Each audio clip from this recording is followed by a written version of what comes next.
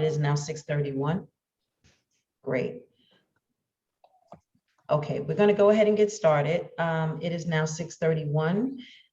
This is May 2021, Community Board 3's full board meeting. And good evening, everyone, and welcome to tonight's meeting. We're going to start off with our public session this evening. And we have a few speakers that are here that signed up to speak tonight. So we're going to go ahead and get started with our public speakers. And if you're here, please adhere to the 2-minute rule. I'm going to ask that Larissa or Lisa, please go over our Zoom rules to everyone that's in attendance. Thank you. Thank you, Alicia. Okay, good evening, everyone, and welcome to Community Board 3 full board meeting. Please be advised that tonight's meeting is being recorded. At this time, we welcome all non-board members to sign in via the chat box with your name and affiliation so we can accurately keep attendance for tonight's meeting. This evening, our chat will be used for sign-in, material distribution, and technical assistance. So if you are experiencing any technical issues or have materials, please reach out to the facilitator via the chat or the Q&A, and we will assist. In order to reduce background noise, please remain muted unless you are recognized to speak. During our public session, which we are just about to go into, Alicia, our board chair, will be recognizing those who have signed up in advance to speak. Those speakers will have 2 minutes, and we recognize that this is your personal time to speak, but we ask that you keep your remarks respectful. Thank you. And I will be putting up the timer just in a moment for our first speaker.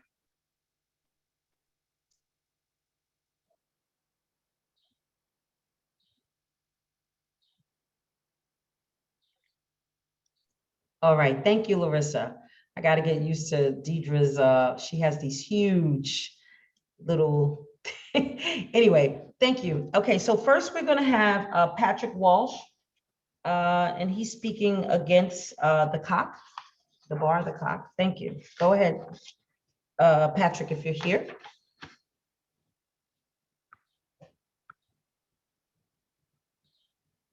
Is Patrick here? Okay, can someone move him over? Yep. Okay, thank you. Sure.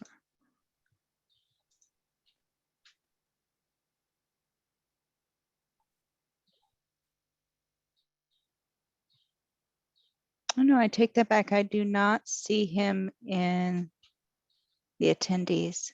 Okay, so we can come back to him. There are several other people that have signed up to speak about this, and it's item number 18 on tonight's calendar vote. So the next person signed up to speak about this is also Daniel Tanow. Tanow, am I pronouncing that right? I'm sorry if I get it wrong. I just promoted him. Yep. Thank you.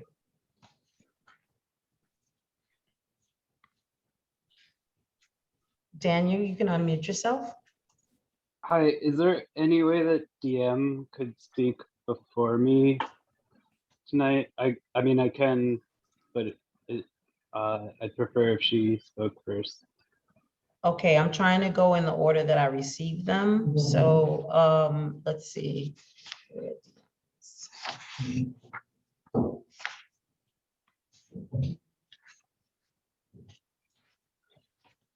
May I speak instead? Who is that? It's Yem.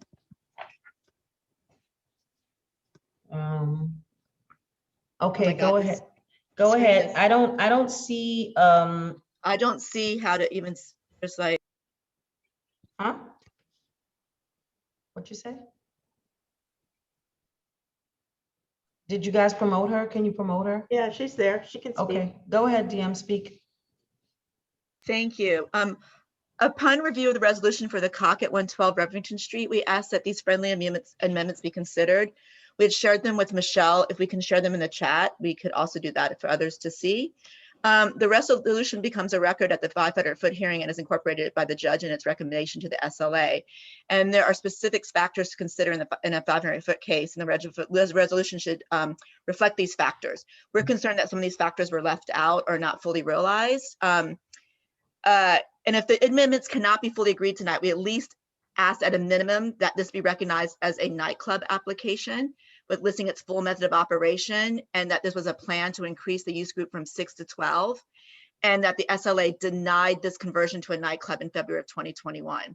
We think that's really important. Should the COC consider going to the state, that we have a very strong resolution that the judge and the community can use to hopefully deny this application at the state level.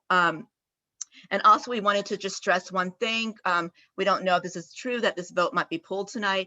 If so, we want to let everyone know the COC is not closing down. It can still exist on 2nd Avenue. The only thing it cannot do is open a nightclub at the 112 Rivington space, but the community board has given it its complete permission to operate as a nightclub on 2nd Avenue, with the exception of dancing. So there is nothing being denied it if it is denied at 112.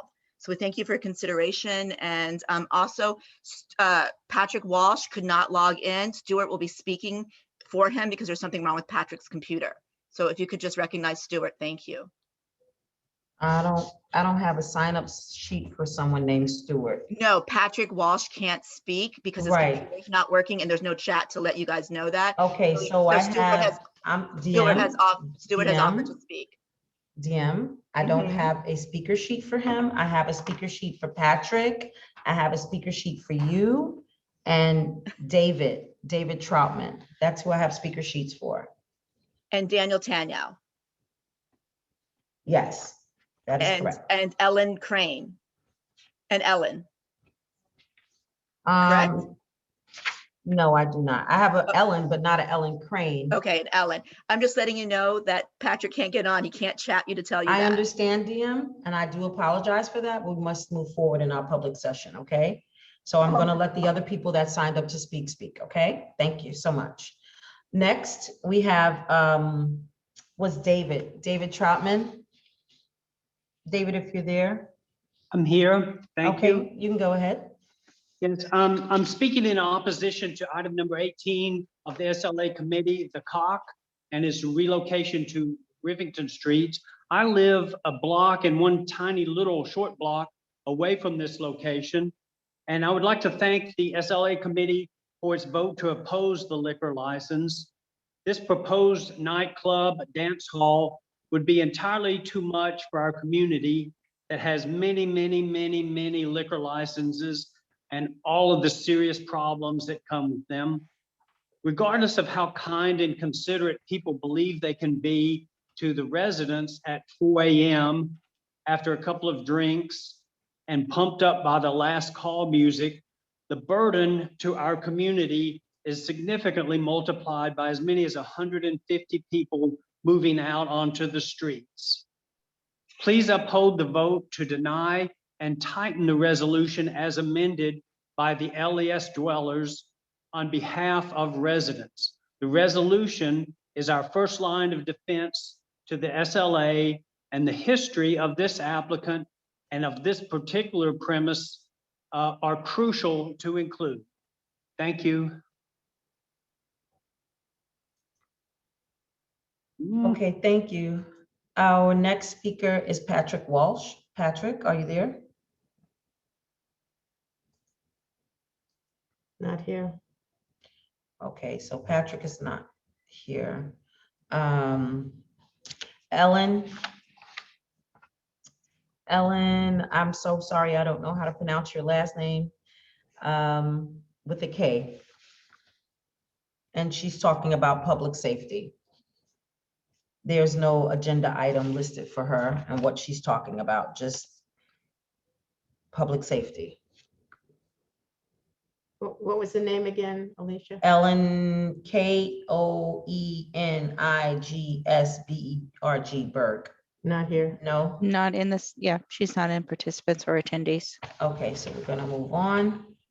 I saw David, okay, David just spoke. Daniel has computer issues, DM spoke, Ellen is not here yet. Patrick Walsh is still not here? Nope. Okay, so we're gonna go on. Next we have Mark Osborne. Mark, are you there? Yeah, let me get him. There you go.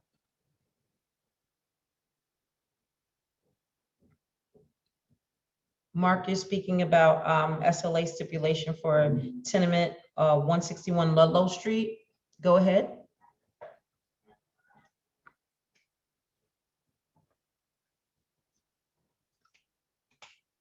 Mm. You see him, Linda? Yeah, I admitted him. I'm sorry, I was on mute. I'm sorry. Okay, thank you. Sorry about that. 2 minutes, sir. Yes, thank you. So yes, this is for a 161 Ludlow Street. It's a restaurant project with a Lower East Side theme called Tenement, featuring old world Lower East Side decor as if you're in an old tenement with cool lighting. And it's a full restaurant. And the SLA meeting on May 12th, we were the last party on the agenda, and it went very late, and there was only 4 board members left, I think, and we were all tired, and we ended up with a limit on our hours, a resolution or a stipulation for our hours to be Sunday through Wednesday at 12 a.m. And we have since reached out to the tenants upstairs, and I've got some letters that I sent to Michelle. I don't know, but the 2 tenants that live directly above us are in support of us being open till 1 a.m. And we've made some agreements with them as far as our operation, and they have a lot of faith and trust in us at this time. We had also researched on the block. There are 3 other restaurants, and they all have, on the Sunday through Wednesday days of the week, they all have 1 a.m. and 2 a.m. And so for me, prospecting to get this project funded, to enter in a very competitive environment with an hours restriction that was less than the neighboring restaurants, we felt that we would make an appeal. Although in good faith, I signed the existing resolution, and I told Michelle, in complete good faith, I come tonight to the full board and just ask that they consider amending the Sunday hours to 1 a.m. Sunday, Monday, Tuesday, and Wednesday. And that's really all the purpose of my appearance here tonight. Thank you very much. Thank you. So I see that there was some conversation going on about who's going to speak now. So let's go back. So Patrick Walsh, are you there now? Or Ellen, are you there now? DM said Liz is Ellen. Liz is here. I don't know who Liz is. I don't see a They Liz. signed up as an Ellen. I don't know No, who I Liz see a is. Liz, but I don't see an Ellen. Okay, Oh, there's Liz. Okay, I found her. so Liz is not listed in the public speaker form. No. So Ellen listed at the public speaker form, and this person is speaking about public safety. I cannot have people speak that have not signed up to speak. So that is our policy. We're not going to go against our policy, okay? And We so do have Patrick now. I I do have apologize. Patrick. Is he Yes, there? I'm promoting him right now, my Okay, dear. go He ahead, just popped Patrick. in. Okay, good. Thank you. Go ahead, Patrick.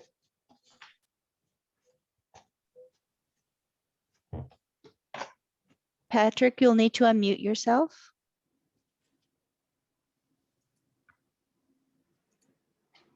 Sorry about that. I'm here to speak about the cock. I want to remind the SLA committee that Alan Manarelli said that if the committee did not approve of his request at the committee, that he would drop it, that he would not proceed.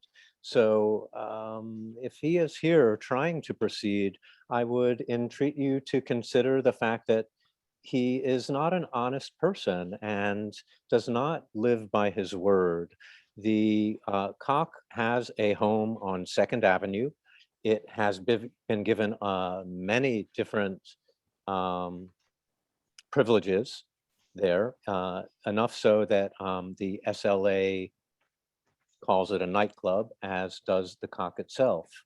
I think that The committee was clear in its recommendation, and I hope that the full board follows the committee's recommendation and denies the COC what it was asking for at the committee.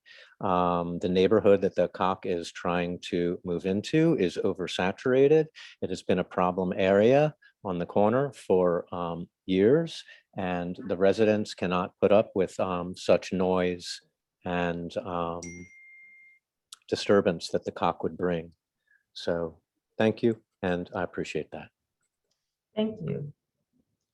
Okay, now we're gonna move on to Valentina Jones. Val, unmute yourself. Yeah, okay. Oh, okay. On behalf of the Lower East Side Power Partnership, we have concerns about the convenience of the sites for vaccinations of bodega workers. Governor Andrew Cuomo announced on April 23rd that there will be 5 new pop-up vaccination sites that will take walk-in appointments. And the site in Manhattan is Mission Society, which is 646 Malcolm X Boulevard, which is approximately 142nd Street. And so previously, so what we're asking for, advocating for, is informational flyers and something a little more convenient. Our understanding is that Councilwoman Carlina Rivera's office has done some store-by-store outreach and has a particular flyer. Our issue had been, we had did a bodega initiative where we gave individually wrapped face masks to bodega workers in several locations on the Lower East Side. The rationale being that we had gotten comments from residents stating uneven appropriate usage of masks, and the fact that a lot of bodegas have small space. I think one of the things that almost everybody understands now is that we're all in this together. Somebody leaves a bodega, they get on a bus, a train, whatever, they go across the street to a building. So what we're looking for is some more convenient ways for people who work in bodegas, grocery stores, and supermarkets to get vaccinated. Thank you. Thank you, Val, for that information. Okay. I believe that's our last speaker. And just a friendly reminder, we have a cutoff at noon for speakers that want to sign up to speak the day before our full board meeting. And so if you use a name on your speaker form, it should be the person that's signed up to speak, okay? That's just a friendly reminder, and I thank everyone. Alicia, Yes. I apologize, this is Larissa. Did Yes. we have Daniel Taranow to speak? He was signed up for the COC, I believe. Let's see. Yes, we do. Is he still Okay. there? He is, I can promote him. Okay. Bear with me one moment. Yes, go ahead. Okay, Daniel, you can unmute. Thank you. I am a resident of 112 Rivington Street, and I had 10 of my neighbors representing 7 of the 8 residential units in this building sign on to a letter against the COC being removing their license for a nightclub in 112 Rivington Street. Having a venue that's 272 people with promoted music, promoted DJs, and all of those things is a nightclub. It is not a benefit to this community. So I thank the SLA committee for voting to deny this removal of license to 112 Rivington Street. And I hope that you adopt the amendments as well. And I hope that the full community board votes to uphold the SLA committee's vote, and that you add the amendments that the LES dwellers said. I also would like to, the problematic space that was formerly no fun, now tenement, should not have, they should abide by the SLA committee meeting or vote and keep the hours. Thank you very much.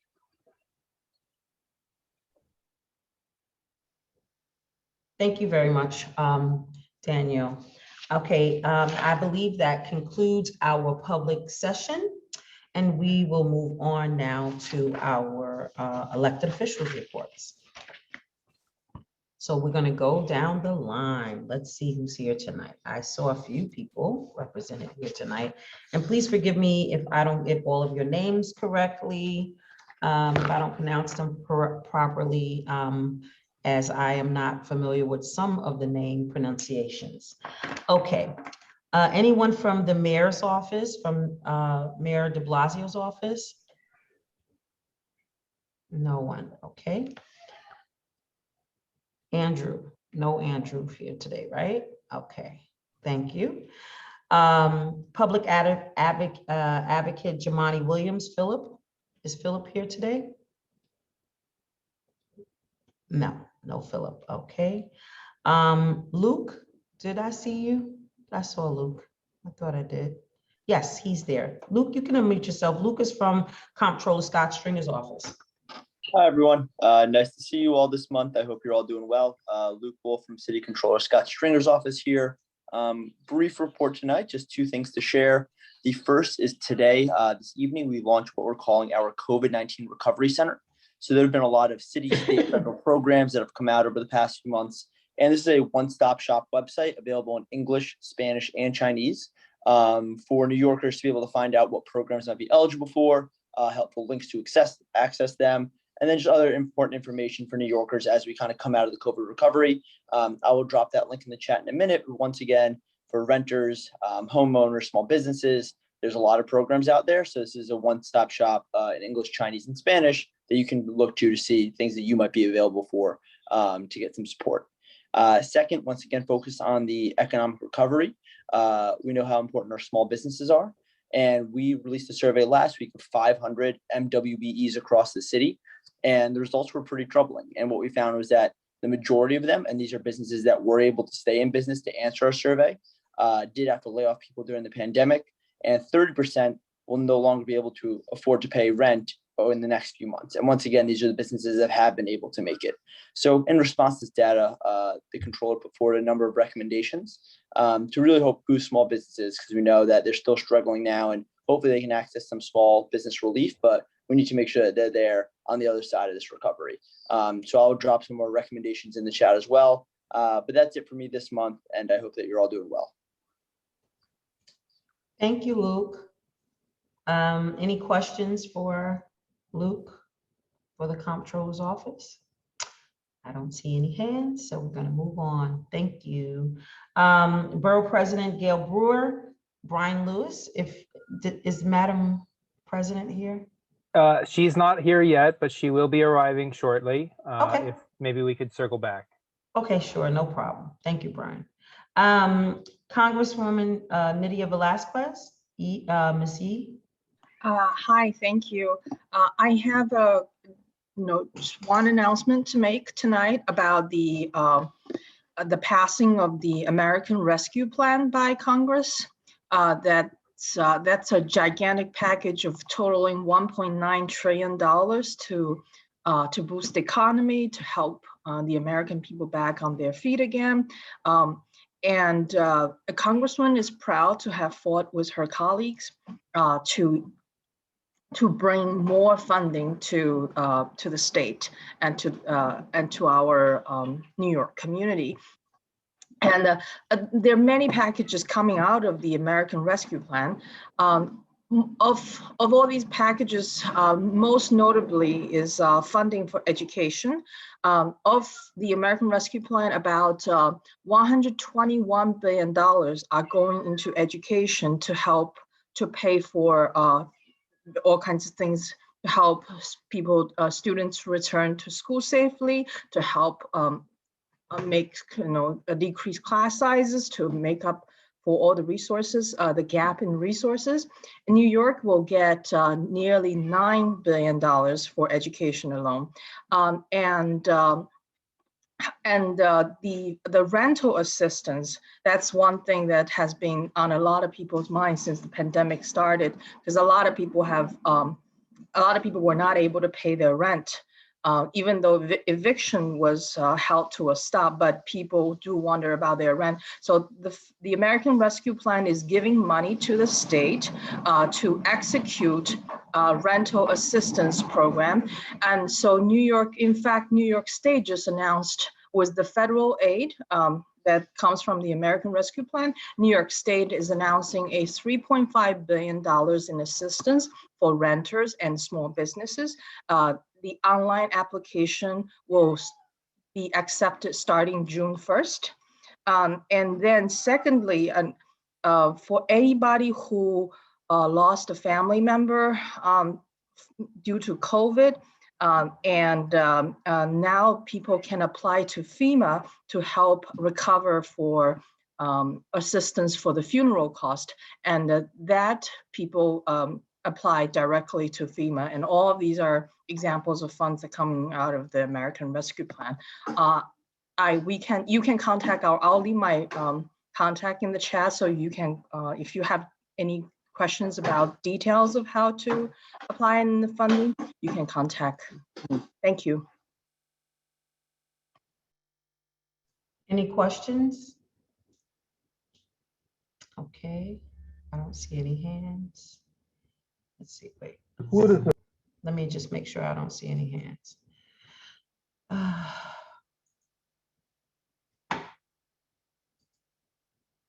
Okay, no, I don't see any hands. All right, thank you so much. All right, next. Thank you. We have Assembly Member Elaine Yu. James, are you here? Assemblywoman Elaine's office? I just promoted him. Okay, thank you. Good evening, everybody. Just a quick few updates from our office.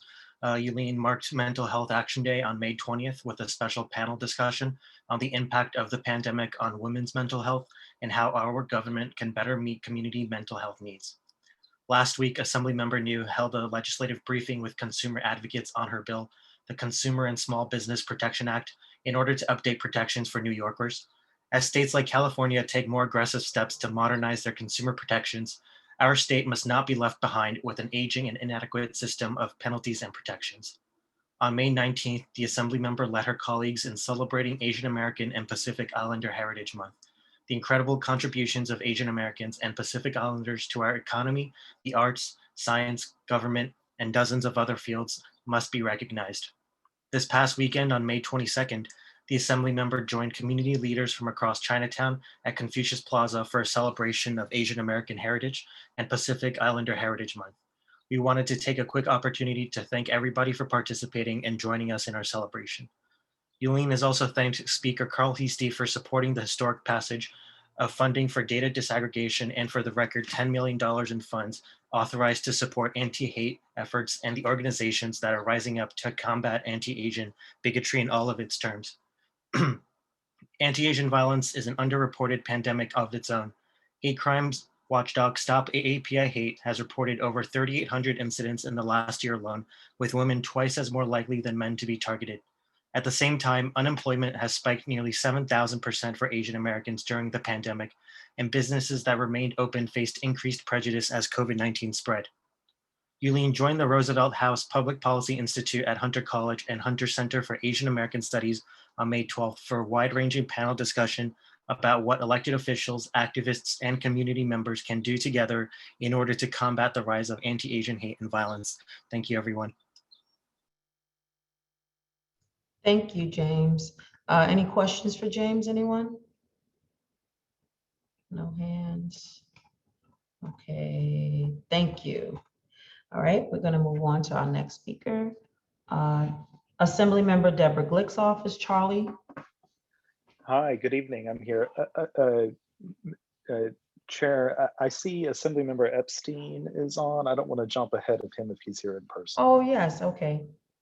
I see Harvey. Thank you so much for that. Harvey, I see you. Would you like to speak? Thanks, Alicia, and thanks, Charlie. Yeah, we're actually on the floor. I'm sitting next to Deborah mostly. So I just wanted to take a minute to jump in. We're debating a bunch of bills. for the last 8 days of the legislative session. So I think people who care about important issues really should communicate that to us. The New York Health Act is a big issue that we've been fighting for. Someone Godfrey to pass that. It's a long shot, but we keep pushing for making sure we can make sure we have universal health care. And then so the other thing I want to talk about is a Rank the Vote event we're doing on June 10th. It's in our newsletter. Just telling people about what ranked choice voting is. I encourage people to learn more about it. It's really important to understand ranked choice voting before we get there. And we passed a bunch of bills. It's in our report. And I just put some of our news office around the rising hate crime. It's really an issue that we've seen repeatedly. Anti-Asian violence, the anti-Semitism. This is not something new, but we really need to have better solutions to the problems that we've been seeing across the city, state, and country. So I look forward to working with everyone to educate people and to find a path forward, because we're really in some difficult times. But saying that, last thing is, people should know that there's a bill that came out of the committee today, which allows to-go drinks to become permanent. It's an issue that I was concerned about, and I know other people voiced concerns around people getting to-go drinks at 4 a.m. And so whatever, if people have concerns about the legislation, obviously this weekend was a tough weekend where we saw the death of someone at a rooftop party. We saw that on Avenue A. We've seen lots of, outside dining, which we want to encourage and support restaurants, but the midnight to 4 a.m. crowd has really come back, and it's really impacted the neighborhood. And so I'm just worried about outdoor drinking and to-go drinking that'll really exacerbate the problem. So any feedback you can give to your state representatives would be really helpful now, since we'll decide this within the next, 8 legislative session days, which is really the next 2.5 weeks. Any support the board has on these issues, I'd be happy to hear from. Thank you, Harvey. I see Valentina has her hand up. Yeah. Go ahead, Val. Yeah, Harvey, I asked you the last time about the new staffing legislation. So my understanding is that it's really about clinical staffing committees. It was like after the meeting, I realized what the problem had been before, that in the hospital, it's very difficult to say that there's a staffing requirement, because if people call out sick and or they don't call out, that's even worse. If they don't call out and suddenly at their shift, somebody calls them 15 minutes later, it's very difficult to have a certain number of people working. So that generally staffing, it's not staffing requirements, it's staffing goals. And so my understanding is that what they're looking at is clinical staffing committees. So I was wondering what exactly is the legislation, because that's what I was told, that it's about clinical staffing committees, and that the goal is really for the entire staff, not just the nurses. I mean, with the safe staffing bill we passed, we had 2 bills. One was for nursing homes and one was for hospitals. The nursing home bill will give a ratio. For the hospital bill, it creates a hospital committee that includes all hospital staff and administration, which will come together to figure out the ratios in each department. That's the frame. So what you're saying is right for the hospitals, obviously different from the nursing homes, and we'll have to see how that plays out. If it doesn't play out well, which I know Kay has some concerns about, we're going to have to come back to the table and figure out what's next. But I do think it's exactly what we passed, and it was the agreement the unions came together with the hospitals to create. So they agreed to it, and we just, pushed it through. Yeah. So I guess at some point, how could I contact your office to get the exact legislation? Just call the office. We'll get you the bill. Okay, so people are at your office. Okay, good. Thank you. Yeah. We have people. We have someone at the office every day. Oh, okay, good. Thanks, Harvey. No problem, Val. Kay, I see your hand. Go ahead, Kay. Hi, thanks. Thanks, Harvey. Yeah. And thank you for making that distinction so clearly.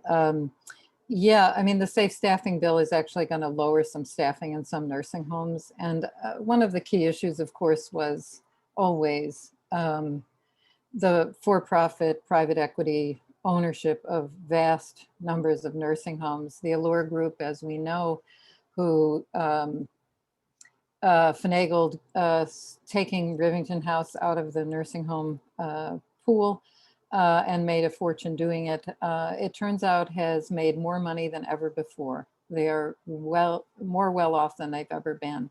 So we know that all these good intentions, and I know that it's a long goal to get there, and I appreciate all your efforts and the Assembly and Senate's efforts.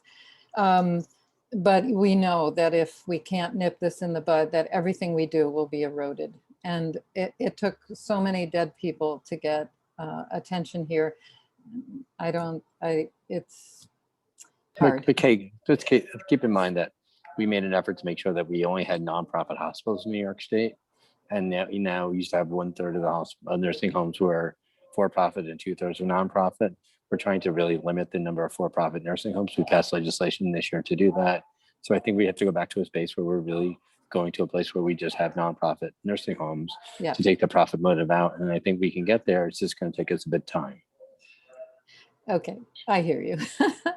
Thanks. Yeah, it's not, Thanks. things don't happen overnight, as you know. There's a lot of lobbying going on, but the bill we passed this year, I think, was in the right direction, not allowing any more for-profit nursing homes going forward. I think it's a really important step. Yeah, thank you. Okay, thank you. Okay, Larissa. Hi, thanks for recognizing me. Harvey, thank you for all your work on behalf of the community, first of all. And it was lovely meeting you at the event in the park. I would like to ask about the increase in hate crimes against Jewish Americans and also against Asian Americans. I think one thing, legislation goes only so far. I think this year, especially with the pandemic, we are as disconnected as we've ever been as a society. And people don't operate like that. We are human beings. We connect with each other on a personal level.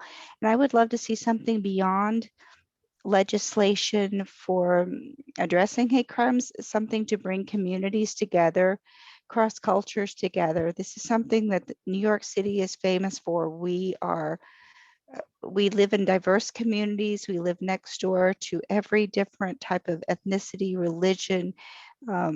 And I would just like to see something come out of the legislation to bring us together on a different level beyond legislatively. So, yeah. So first of all, it's good seeing you too, and second of all, we actually in the budget put money together to do a lot of work to talk about how we build communities. We did a huge investment in API organizations. It was over $12 million to combat hate against Asians. We have, done legislation about making sure we learn about anti-Asian bylaws, learn about the Holocaust, learn about anti-Semitism in our schools. I think we have to really bring it, like you said, bringing people together, and that's exactly what we're doing. So I think people's hearts and minds don't change overnight. It's really true, but we need to continue to work together and talk about, who we are as human beings and figure out how we can move forward, because we are all going to continue to live here and we all have to figure out how to do it together. And I think you're right. We live in a diverse community, but people don't always, want to be a part of that diversity. And we need to make sure it's in our schools. We have really segregated schools. We have to move away from segregated schools. And there's a lot of things we need to do to kind of continue to integrate people to see each other. I completely agree, especially regarding the schools. My children went to a school where they were quite the minority in the school, and there were children in that school who had never even met a Jewish person, and they had so many questions and they had so many misgivings, and just to have that exposure, to have the opportunity for exposure and to meet each other on a human level is so important. And I appreciate the fact that you're promoting that. Are there any other questions? Thank you, Larissa. Are there any other questions for our Assemblyman? Well, thank you, Larissa, and thank you everyone for being here. Thank you. Have a really lovely evening, and I'll see you soon, hopefully in person. Happy Memorial Weekend, Harvey. You too. Thanks, Alicia. Bye, everyone. Bye. Okay, next, let's go back. Is Gail here yet, Brian? She is not. She is still expected to come to give remarks. Okay, so just let us know when she gets here, okay? Or maybe I'll see her on screen. It's a lot of faces to look at one time. Okay. Next we have our State Senator Brian Kavanaugh. Greer, are you here? Greer is here, but as this Oh, will be Chantel, I'm yes, sorry. I am here. This is going to be my final set of updates for the senator's office, as I will be Aw. transitioning to another role. So I will happily do this before Greer has to jump back in next month. I just wanted to let everyone know that the rent relief program is meant to go live this Tuesday coming up, June 1st. I'm going to go ahead and drop that link to the OTD page. When you navigate to it, you'll see that the landing page has details on eligibility and the application to come. So I'm just gonna go ahead and put that in there. Oops, yeah, that's not it. Here we go. There we go. Also, I wanted to make everyone aware of the senator's proposal to expand screen injury, so senior citizen rent exemptions, rent increase exemptions. So I'm going to throw that in the chat as well for anyone's viewing pleasure.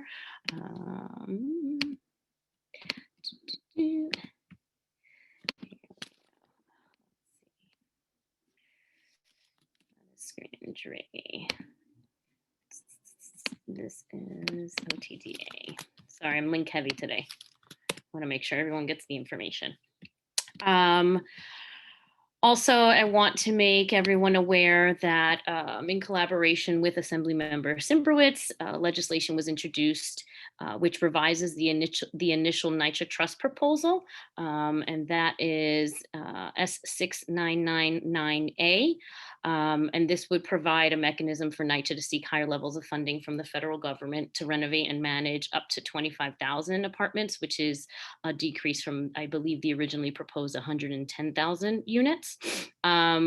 As Assemblymember Epstein had mentioned, there are limited session days left. So this introduction aims to begin and further the initial stages of negotiations in the legislative process, and is in an effort to ensure there's a public forum in which residents, legislators, and other stakeholders can learn about the innovative proposal and have a voice in shaping NYCHA's future as a public entity. And of course, and most importantly, always protecting the rights of residents.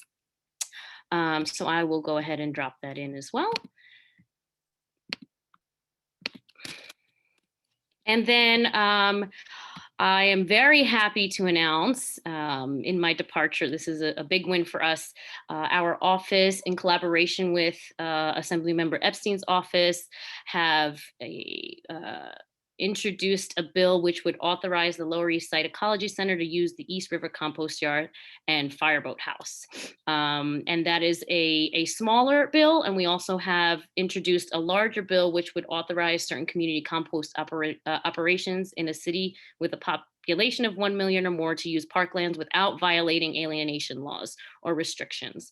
And I know that this is an issue that is near and dear to CB3, as the compost yard is really an asset to the community. So we're really glad, and as someone who has worked on this since last year, I am very happy that we are at this point where legislation has been introduced, hopefully cementing the location of LESEC. So I'm really happy to report on that. Outside of that, like I said, this will be my farewell from CB3. I'm hoping in the coming weeks that a job posting will be available, and I'm sure we will distribute that to the board so that if, we'd really love to fill the position with someone who is from the community. So keep an eye out for that. And you will get Greer Mayhew back. He is a longtime CB3 liaison. I took over for him last year, but he is returning to you all in my absence and in the interim. Greer is also here, but I think he would need to be promoted just to say hi. Oh, there he is. Chantel, where's your buddy? Oh, my buddy, I have to say, he's been real quiet. He's upstairs. He's doing his own thing. I'm not complaining. I might just jump on as a general member and bring him along every now and then. Okay. Oh yeah, of course. We'd love to see him. I know there's two hands, but I'm gonna let Greer speak and then I'm gonna take the questions from Olympia and Lisa. Go ahead, Greer. Yeah, just really briefly. Hello, everyone. I'm going to put my email in the chat. So from now on, you can definitely reach out to me if, for anything. Yeah, and I look forward to coming again to your community board meetings. Thank you, Greer. Okay, I'm gonna take Olympia's hand and then Lisa. Go ahead. Thank you. So my question, Chantal and Greer, is for education. So as you know, recently we did win fair funding for students. However, DOE continues to be very unreliable. They constantly change and make announcements that are actually dangerous and perpetuate inequities. So thankfully, Senator Jackson has introduced a legislation around class size. And even though local parents have continually called your office, Senator Kavanaugh is not yet a co-sponsor at Jackson's bill. It's the bill S6296, and it requires class size reduction. As we know, the poorer, let's say, the poorer schools end up being overcrowded, and that is a huge issue for equity, and that's why Senator Jackson has introduced that legislation, and I urge Senator Kavanaugh to become a co-sponsor and help us pass it. Thank you, Olympia. I would have been surprised if you said something that wasn't education related. You said it was S6296? Yes. Okay, I'm going to go ahead and flag that for our legislative director to review. Great. And the main sponsor is Robert Jackson, as expected. Wonderful. Thank you. And Greer can follow up next time.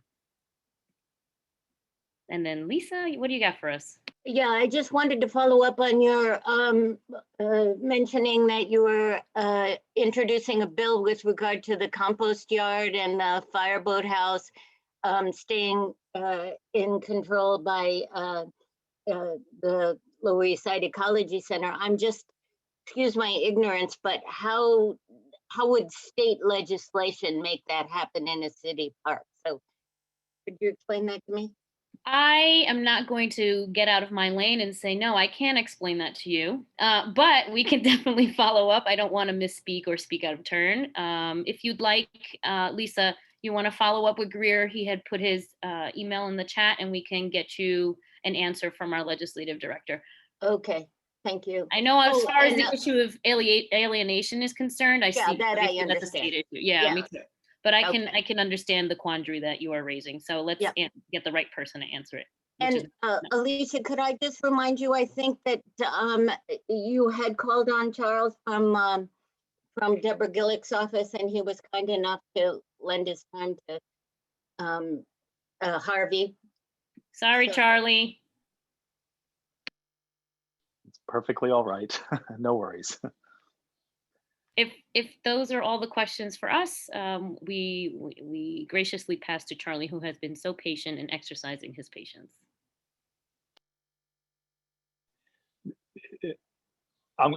May I go ahead and go, Alicia? You're great. Zoom life, folks, it's totally okay. Totally understand. I'll do three quick announcements in addition to what's written in our board report this evening.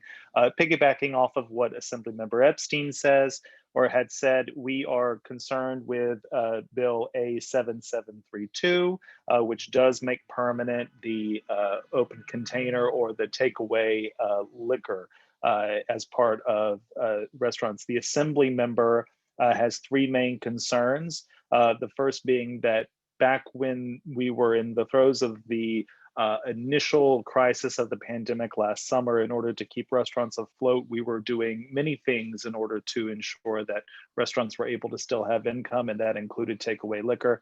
But as indoor and outdoor dining can continue to be expanded as the numbers go down, we have an opportunity to think through some of these, what would be permanent changes. Secondly, the addition of plastic waste in general is very concerning to her.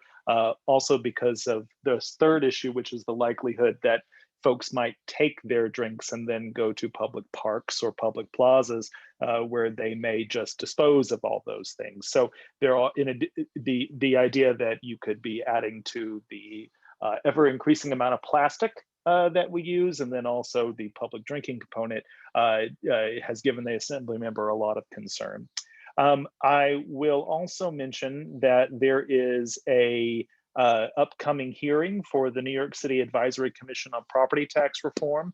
There is a Manhattan specific hearing that will be held via Zoom on June 16th. So we have batted around the issue between the city and the state for a number of years now regarding permanent property tax reform. So there's an upcoming hearing and some information you can find online. We will include this in our e-blast for the month. So if you get our emails, you'll have the link to that hearing. I'm not going to say the URL out loud. It's quite long. However, we will have that, or if anyone needs it, you can also reach out to me. That's it from me this evening, unless there's any questions.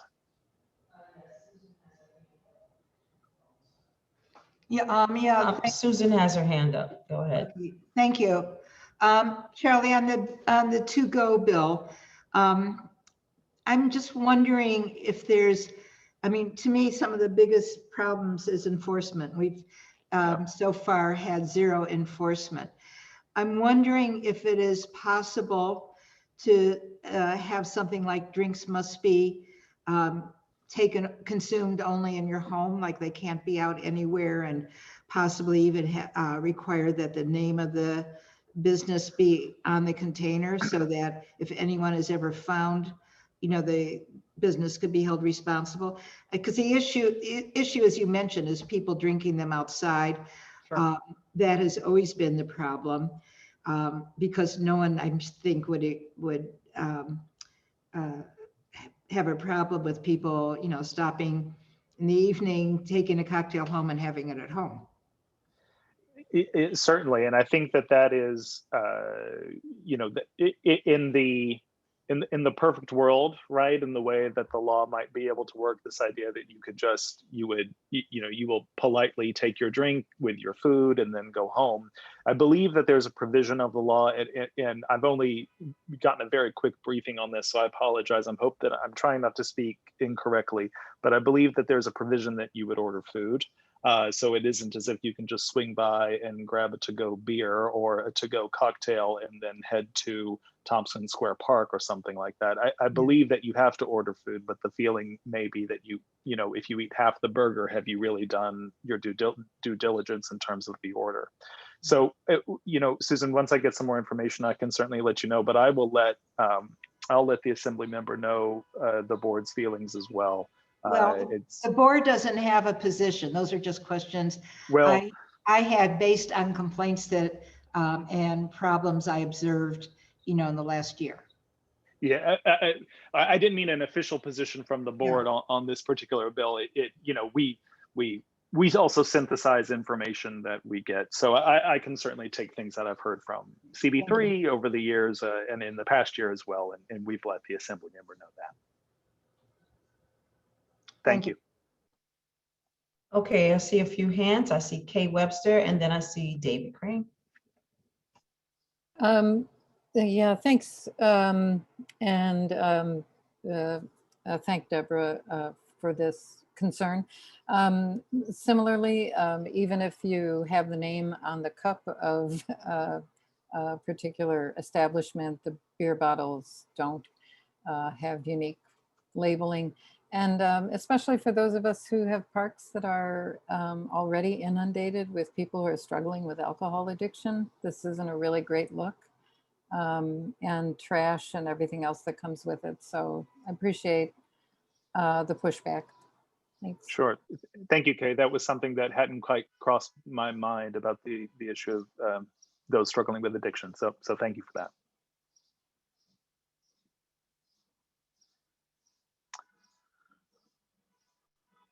David?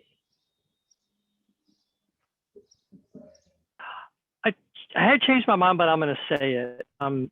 If it's like what you're hearing tonight is registering as to what community board feels, I'm not necessarily against takeout drinks. I would have to know a lot more. Sure. I will also take that back as well. So thank you, David.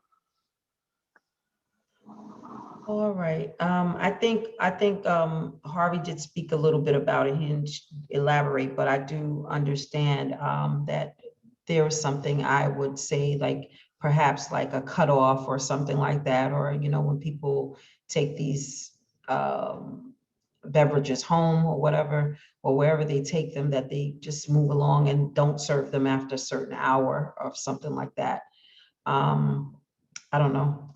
I guess I'm with David. We really have to explore further about, how to deal with this, because this is not going to be an easy thing, especially since pandemic is got a lot of people pulling up to windows and purchasing alcohol.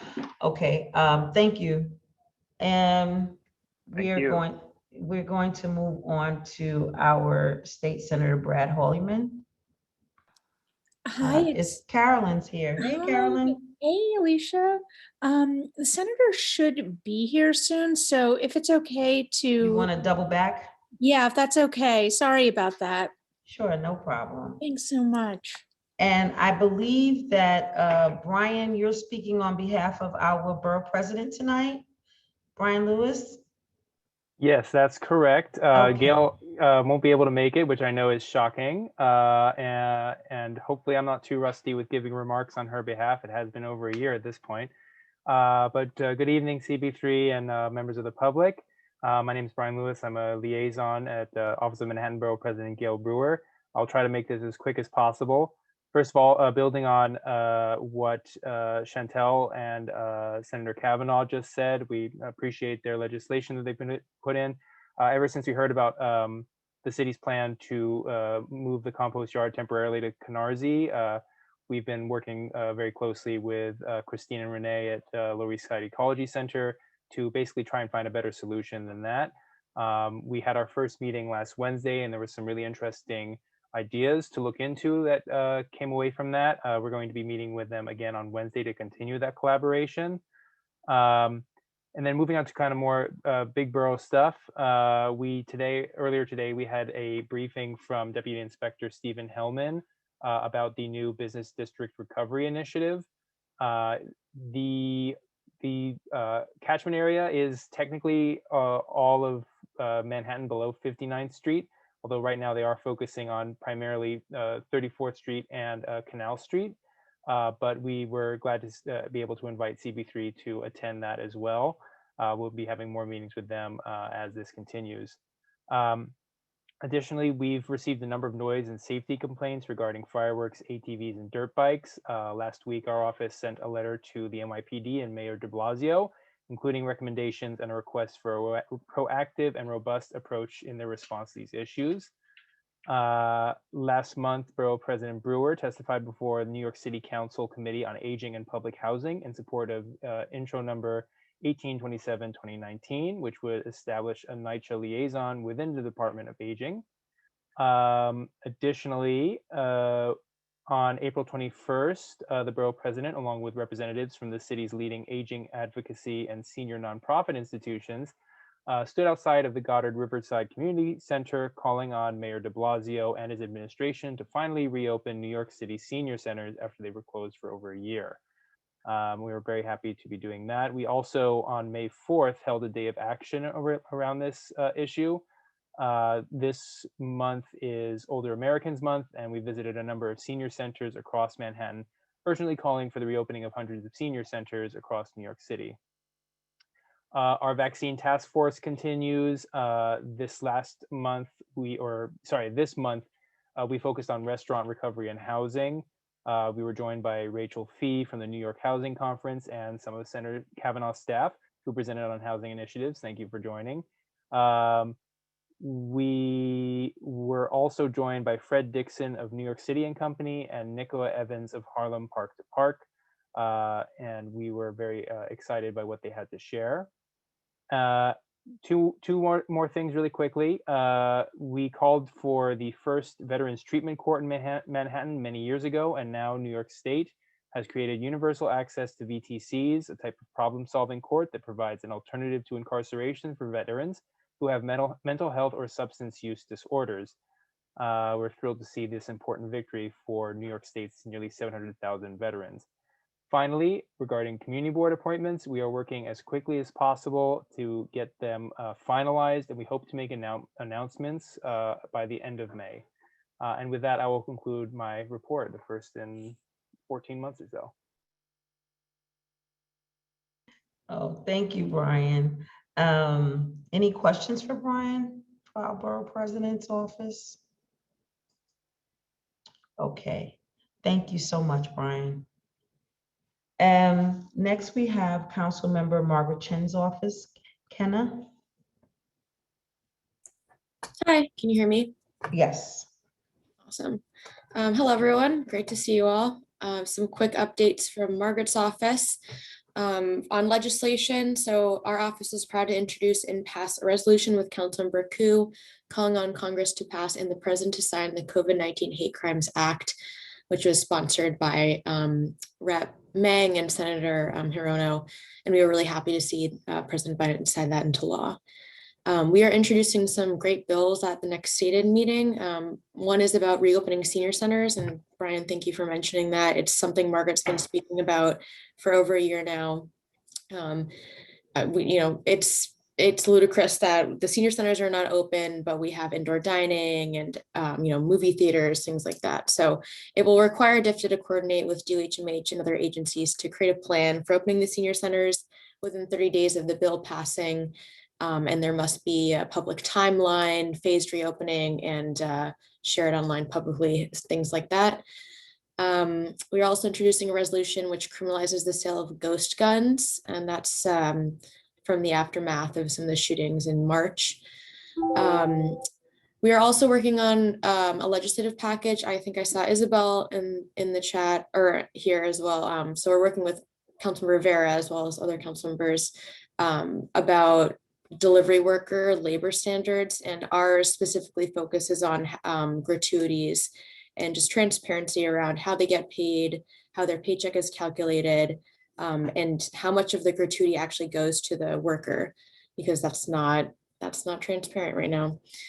And we just find it disingenuous to praise these people as like essential workers and then not follow through with providing them with better working conditions. So we're working on editing the bill and talking to advocates, and we're going to give more updates later, and excited to see these legislation move forward. We had a very successful Asian American Pacific Islander Heritage Month celebration yesterday. It was quite a mouthful. We honored 5 community leaders and activists, and it was really successful. We had wonderful performances from the New York City Chinese Cultural Center. A quick budget note. So we're getting closer to budget adoption, and Margaret is the chair of the council's Committee on Aging. She's been fiercely advocating for funding increases for senior centers. And she also has been pushing for extended summer programs for New York City youth. We are very happy to see the mayor include $10 million for the model budget for existing senior centers. That money was promised 2 fiscal years ago, but the mayor never followed through last year. So we're excited to see that. And our senior advocates are also excited about that. Lastly, tomorrow is Margaret's birthday. So wish her happy birthday. And I'll be posting on her Twitter. So yeah, those are my updates. Thank you so much. Oh, happy birthday, Margaret. Awesome. Any questions? Oh, I see a hand. Go ahead, Susan. Hi. Are you aware of, regarding the budget, are you aware that the community board budget has been totally gutted, even though it's not in writing anywhere? Yes, I got your emails about that, and I'm working with Katie from Carolina's office. I will send you another email, Susan. Sorry, I know I also owe you with the open culture streets. I'm also waiting for an answer on that. Okay, so 3 of the boards testified at the Finance Committee this morning. But the thing is we were told it was, our budgets were gutted this year. And we told they were planned for next year, but it depended on federal funds. Then we got the federal funds. Then the response to the community boards in writing on the executive budget document said, because our #1 priority was to restore the budgets. And the answer was the budgets are being maintained. So the only response in writing says the budgets are being maintained, but they are not. It's not in writing anywhere. I mean, there's terrible transparency problems here. I just want to make everyone, particularly people at City Council, aware of. A few of us called OMB and we got verbally that the budgets had not been restored. And then Katie also confirmed it. So it's this very strange situation we've never encountered before. Yeah, I mean, Margaret is, so what we can do is we can advocate to OMB, and that's the mayor's office. That's something that we do a lot on many different fronts. Sometimes we get a good response, sometimes we don't, but I'll bump it up again, and I'll talk to Katie too, but I don't think OMB what I can do is anything. call I can also call OMB, but I don't think they're going to do anything. I think the City Council, when they do their budget negotiations with the mayor, needs to make it happen. OMB is not going to give in. This isn't about money. This is about valuing community boards. Thank you. Olympia, your hand is up. Thank you. Yes, so Kana, I also had a question about the budget hearing and the negotiations going forward. As you know, Community Board 3 and many other artist activists had asked for a works program for the artists that have been out of job for a year and a half now, especially performing artists. And Mayor de Blasio, out of nowhere, he launched this 25 million project that is called Artist Corps. However, the devil is in the detail. They haven't announced it yet, but they want it to be up and running like next week. So it sounds like it's going to be a grants program and not a real works program. So we are asking that the funding that you're going to be giving for the DCLA includes funding for a real works program, not like this thing that the mayor just announced without any real context, but okay, we're going to get whatever he gave us here, but in the next year, we need real funding on something that meets the needs of artist workers. How would you define a real works program versus a grant? So the difference is with the grants, basically in the 70s, we had in New York City something called CETA, and I can send you the details. That was a real WPA style employment project that gives benefits and ongoing security to these people that have been in precarious situation for a year and a half. And so I can send you details if you're interested, but what is currently is very limited. I think the grants are going to be capped to a few $1,000s, maybe 3,000, and it is more like a relief and not a works program like what we needed. So yeah, no security or benefits, just like piecemeal grants. Okay. Yeah. Anyway, I just put my information in the chat. Okay, yeah, email me. I just put my email down there and I'll look into it. Same with you, Susan. I'll email you. Okay, I'm sorry. Let me just say, that's okay. You really don't have to get back to me. I just wanted to make you aware so that Margaret would remember. I'm sure she will anyway. It just made me feel better to remind Margaret to fight. Yeah, of course. I mean, I share your frustration with OMB. I mean, I'm going to get back to you anyway, because I just want to check in on the status of that and for myself. So. Okay. Thank you. I see no more hands. Thank you. And please send a happy birthday wish from CB3 to Margaret. Okay, I see Brad, Susan. Thank you. Hi, how are you? Welcome. I am well. Nice to see you. It was good to see you the other day too. State Senator Brad Hoylman and my colleague Caroline Ruxelbaum is on. Wanted to just, of course, acknowledge the year since George Floyd's murder. We've done a lot in New York State on police accountability, I'm proud to say. Harvey, I, and Senator Kavanaugh and Assembly Member New have worked hard on an issue along with Assembly Member Gulick, including repealing 50A, which finally ends the fact that police records were protected from the public and the press and public officials, as well as the bill that I authored called the Police Stat Act, which requires statistics around deaths in custody and routine arrests to be collated and sent to the state for analysis. It's so important that we continue to fight.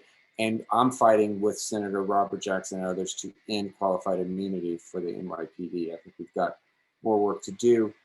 On the issue of hate crimes, which continue to rise among numerous groups, the legislation that I sponsored to provide statistical analysis around who is committing hate crimes has passed both houses. The bills need to be reconciled, but I'm very happy that we're going to get a bill and finally have information around that very difficult and vexing problem. I wanted to thank the community board and the local block association. Thank you for your efforts around dangerous rooftop parties, along with Councilmember Rivera. I was very happy to be at that very somber event where we discussed changes in the city. Harvey and I are looking at the issue at a state level. We'll update you on that. There's legislation that I'm working on called the Adult Survivors Act, which is a compendium bill, really, of sorts, for the Child Victims Act, legislation that I passed a couple of years ago, which allows the adult survivors of child sexual abuse to file claims against their abusers or the institution that may have harbored them. Now we're moving on to adult survivors, because just because you're 18 doesn't mean that you could have figured out how to hire a lawyer, take on a trusted member of your community or a teacher or a coach. And we want to provide adults 1 year to file civil claims against those who may have abused them. The statute of limitations was so short for these individuals, 3 to 5 years. We extended that to over 20 years.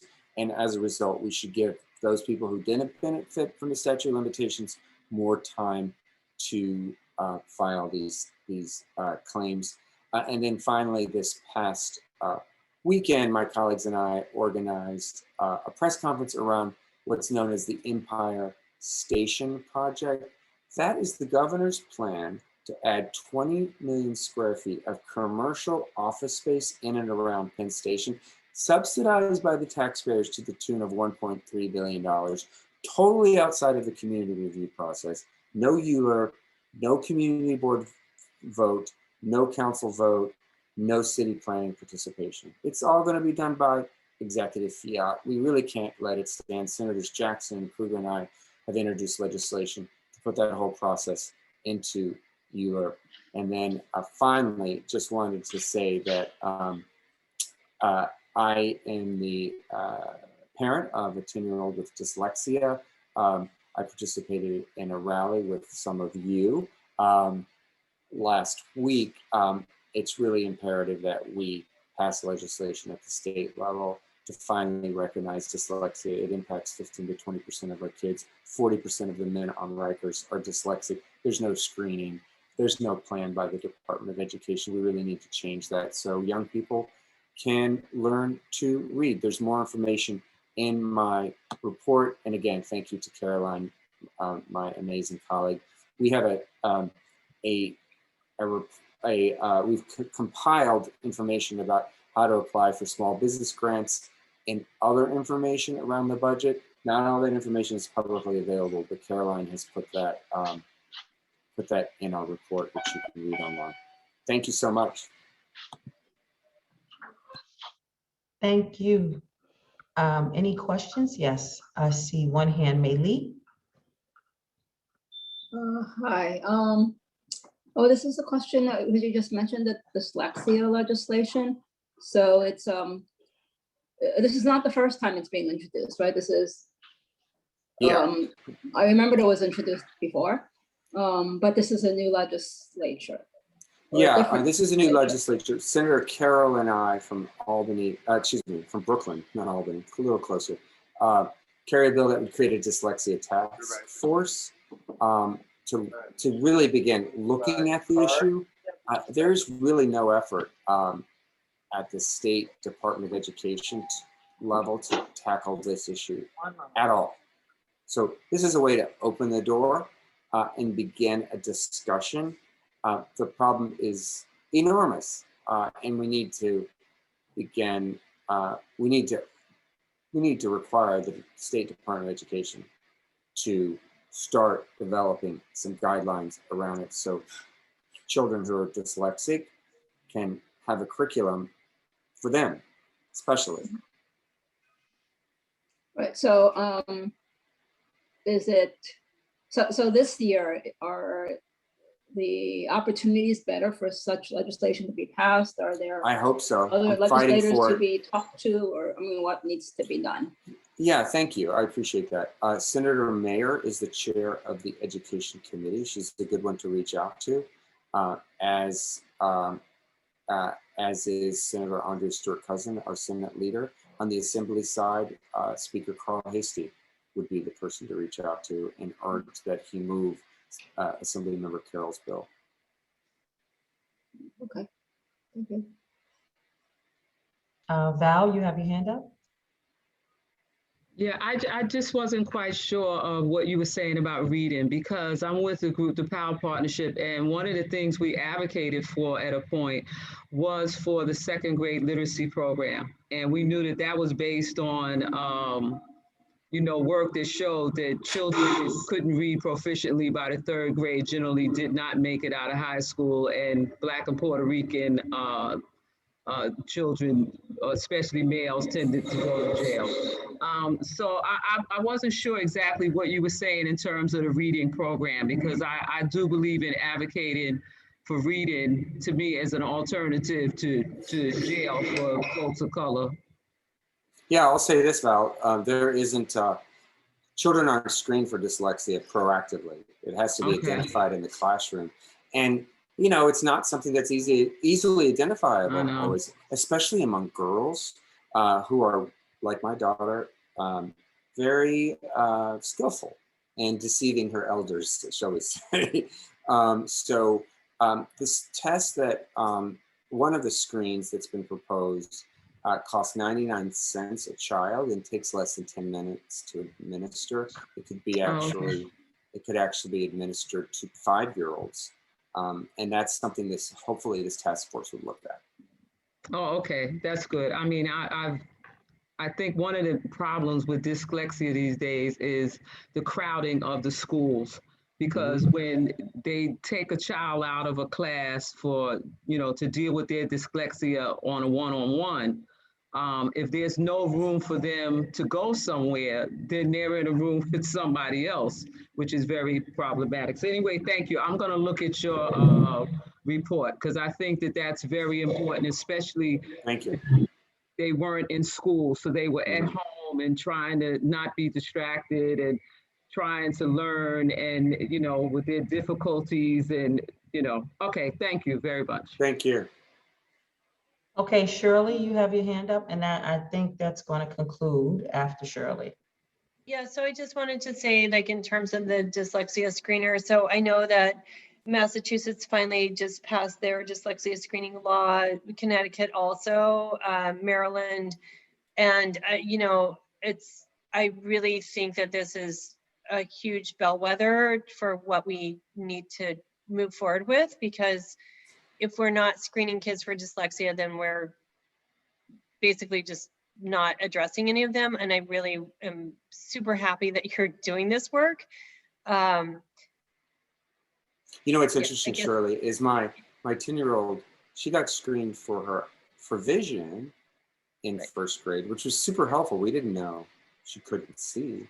And we got this report that she brought home. We opened the envelope and it said failed on it, and it was her vision. You know, she had failed the vision test, which was great. That's a great program in the public schools. Let's move it to reading, and not just dyslexia, but dysgraphia and other forms of learning disabilities and reading disabilities that can be identified very early.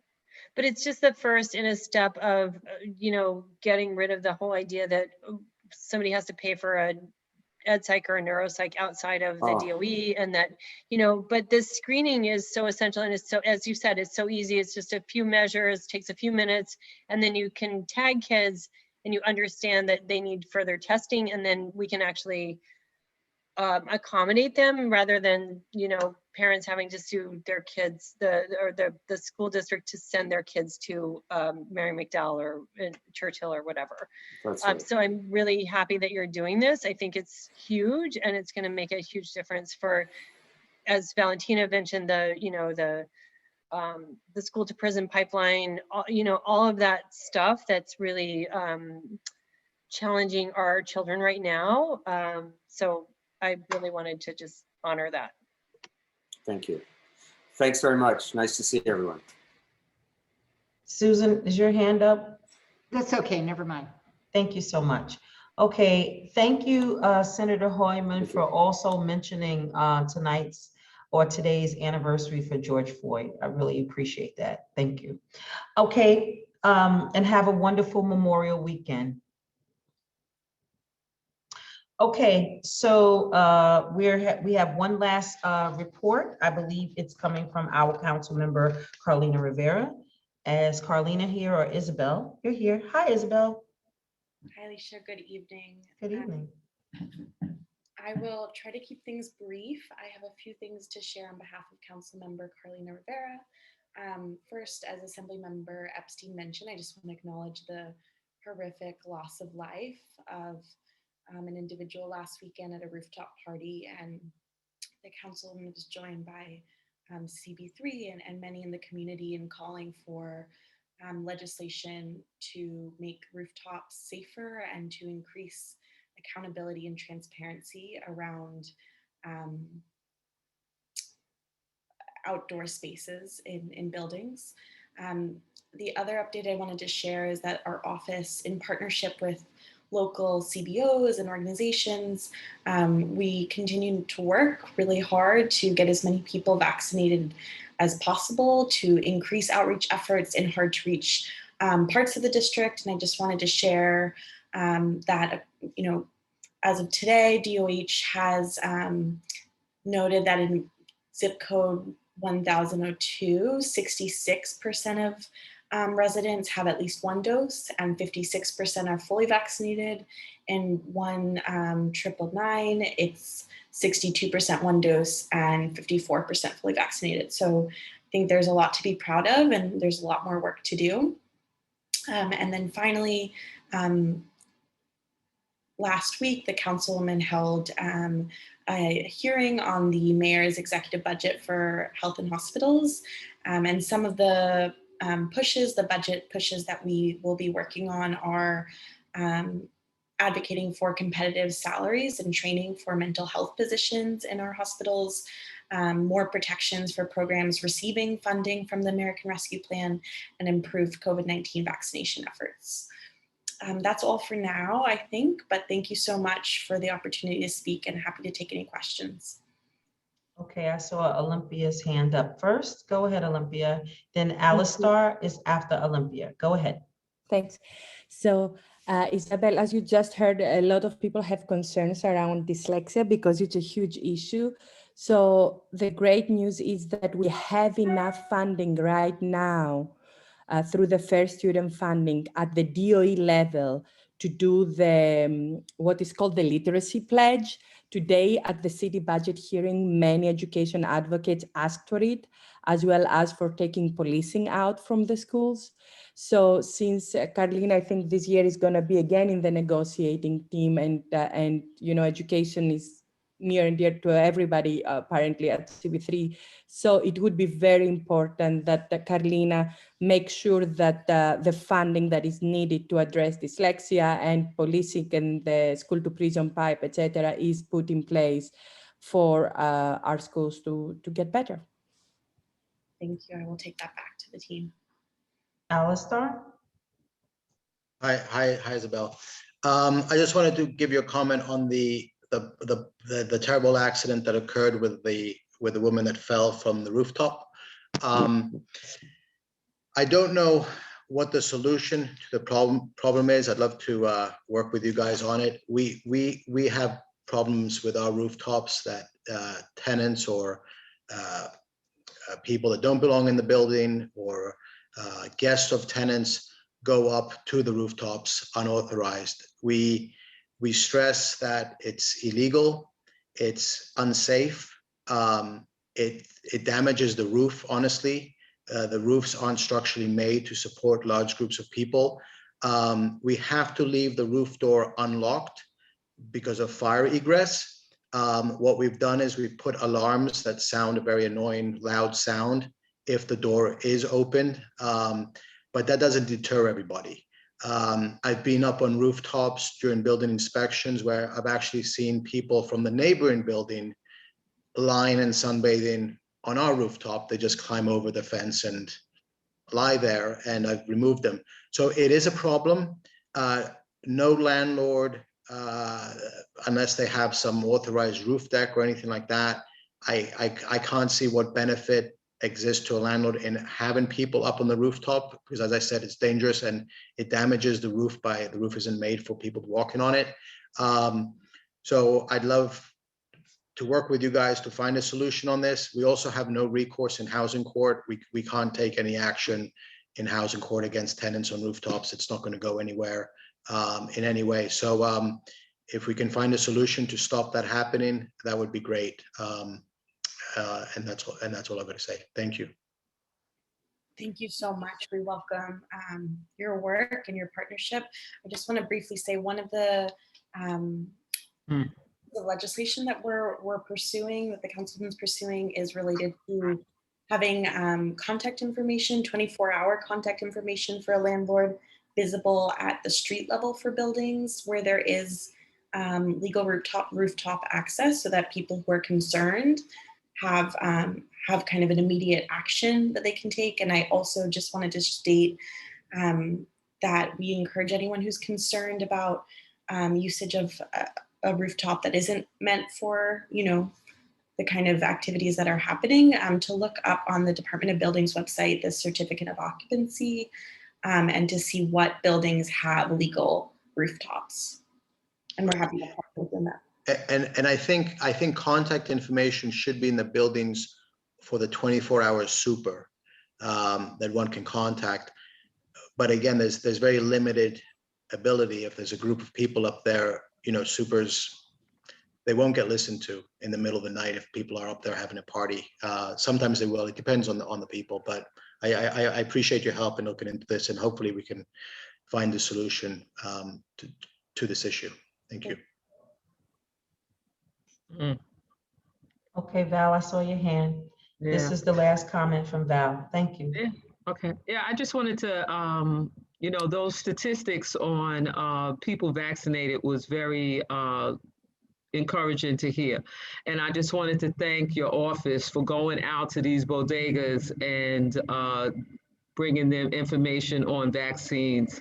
The one other thing I think about is I've heard about mobile trucks recently that go out and do vaccines. And I was wondering about that in terms of bodegas, especially on Avenue D, because I noticed those folks stand online. I think that they play lotto numbers, and most of the stores, there's not much space inside the store. And I think we all kind of understand what exactly these vaccines actually do and don't do. So, I thank your office for going out to the bodegas, and I just consider thinking about mobile processes, because people that work in bodegas go get on a subway, a train, they go home to a family, etc. So thank you very much for your efforts in doing that, because we're all in this together. If we don't understand anything else, we're all in this together. So thank you very much. Thank you, Val. So that concludes our last comment for our elected officials report. Madam Chair?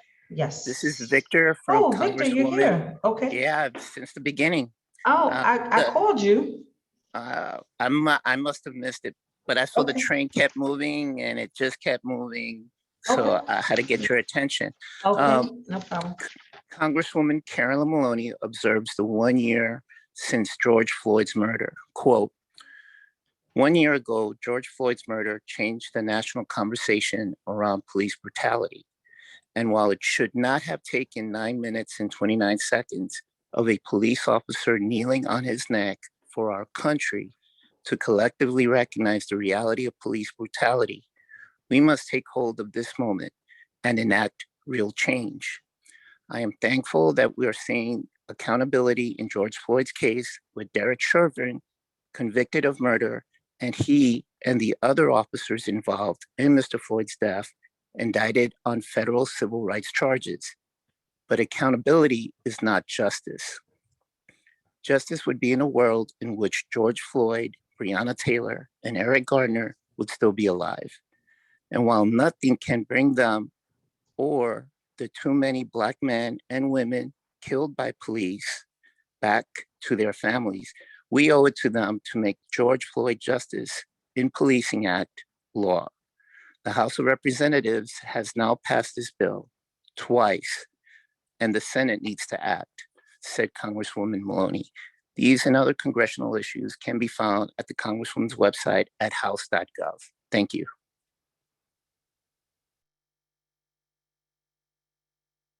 Okay, do we have any questions for Victor? Okay. Thank you, Victor, and thank you so much for your comments. Oh, wait, I see. Who is Hey, this? hi, Alicia. I'm from DA's office. I'm wondering, I didn't receive email from you today, but I'm wondering if I can give my report. Sure. You're from whose office again? Manhattan DA's office. Oh, okay, sure. Yeah. Yeah. Good evening, everyone. My name is Lingjun Chen, and I have two quick updates today. The first is our office has recently created a new presentation focusing on hate crimes.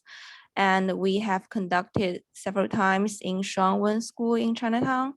And we want to present this presentation throughout Manhattan.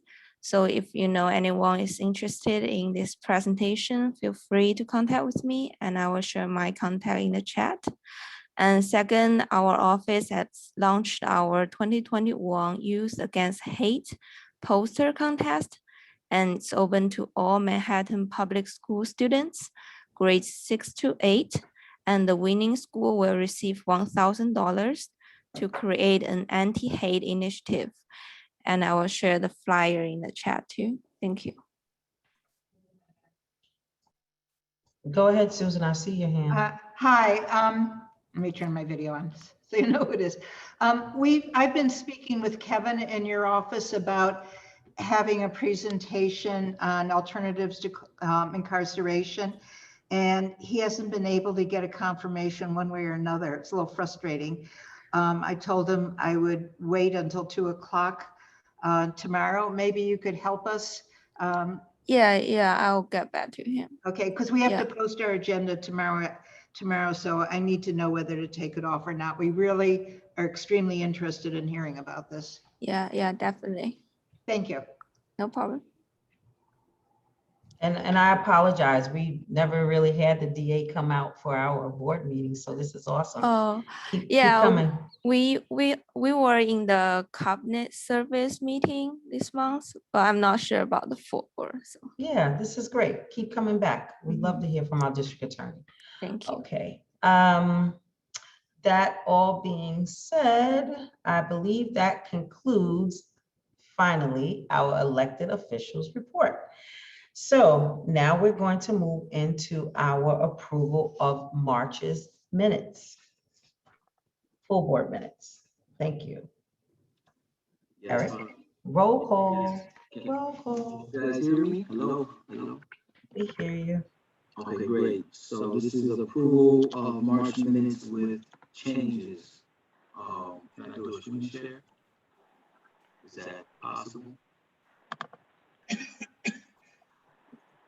That Lisa, who can do that for me? So the board can see the changes. Lisa, you have your hand up before the vote? Yes, go ahead. I'm sorry. Isn't there a need to change? Maybe I missed an email. Isn't there a need to change the minutes to reflect the election of the treasurer? Correct. Yes, Eric, go ahead. That's what I want to present to you all. And it says that in the You have revised. an echo, Eric. I'm so sorry. That's fine. Can you guys hear me better? Maybe I can speak up. Is that better? No. No. I'm not sure why. Do you Okay. have a phone on nearby? No. Okay, I'm not sure why we're getting such a heavy echo from you. All right. Yes, Lisa, one more question? Lisa, can I? No, no more questions. Sorry. Okay, thank you. Go ahead, Eric. Can I do the screen share so that the board can see those reflected?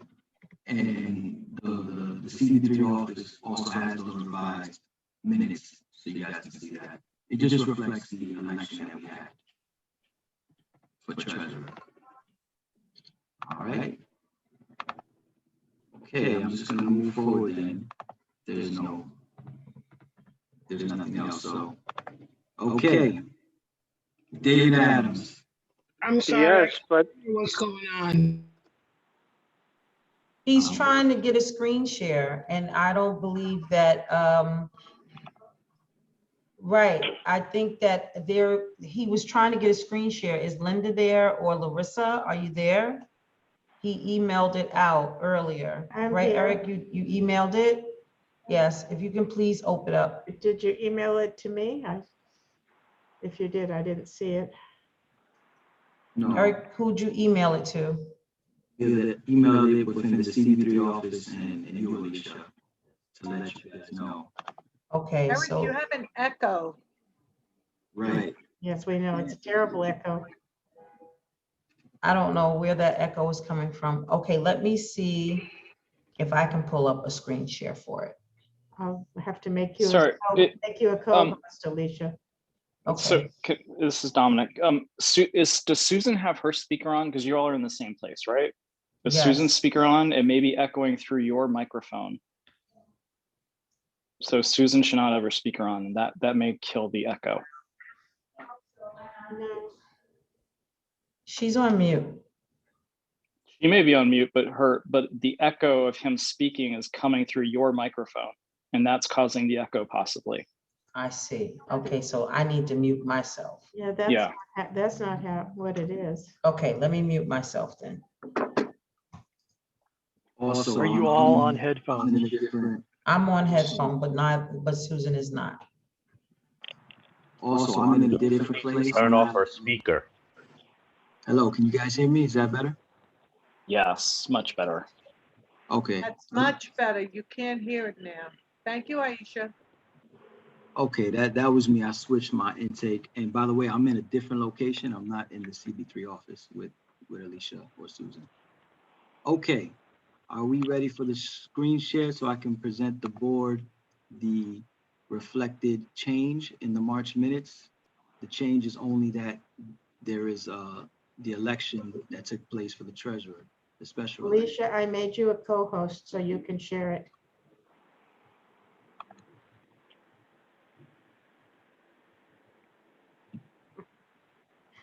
You're muted.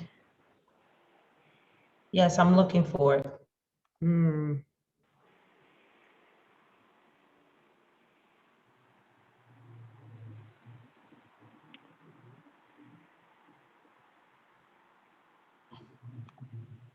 Should be at the bottom of the screen. Press share screen, and I think there's options you can give to let me share my screen. You have the document. I can let you share your screen. Should I send it to Alicia? There you go. You share it. You're a co-host now. Okay. I'm ready to I roll. just forwarded to Linda. I just found it and forwarded it to Linda. I got it. I'm in. Can you Eric guys has see? it. Thank you. Can you guys see this? Yes, thank you, Eric. I'm highlighting. This is the only addition. You guys see the highlight? Yes. All right, that's what's added right after the roll call and before the board chairperson's report. This is in the revised minutes for March. That's the only thing that's being changed. Okay? I'll stop sharing. And if we're all good with this, I'll do the roll call. This is to approve those minutes with the changes. Okay. David Adams. Yes. Okay. Yaron Altman. Yes. Thank you. Jesse. Well, true crime, like murder stuff. Dominique, your mic is Somebody on. needs to mute. Somebody needs to mute. Dominique. Yes. Sorry, I didn't hear my name called. Oh, okay. I'll call it right now. Dominic Berg, you said yes. Okay. Jesse Beck. Yes. Okay, got you. Lee Berman. No. Okay. President. Not voting. No. Carlin Chan. Yes. Jonathan Chu. Yes. David Crane. Yes. Felicia Cruikshank. Felicia. Okay. Eric Diaz. Yes. Alistar Aknamakis. Yes. Okay. Shirley Fennessy. Abstain, I was absent. Abstain. Okay, got it. Ryan Gilliam. Yes. Okay. Deborah Glass. Abstain. Deborah. Abstain? Okay, got it. Andrea Gordillo. Yes. Herman Hewitt. Yes. Trevor Holland. Trevor. Okay, not present. Linda Jones. Yes. Valentina Jones. Yes. Tatiana Jorio. Yes. Okay. Lisa Kaplan. Yes. Olympia Kazi. Yes. Joseph Kearns. Joseph. Okay, absent, not present. Michelle Cooper Smith. Yes. May Lee. Yes. Wendy Lee. Yes. All right. Alicia Lewis Coleman. Yes.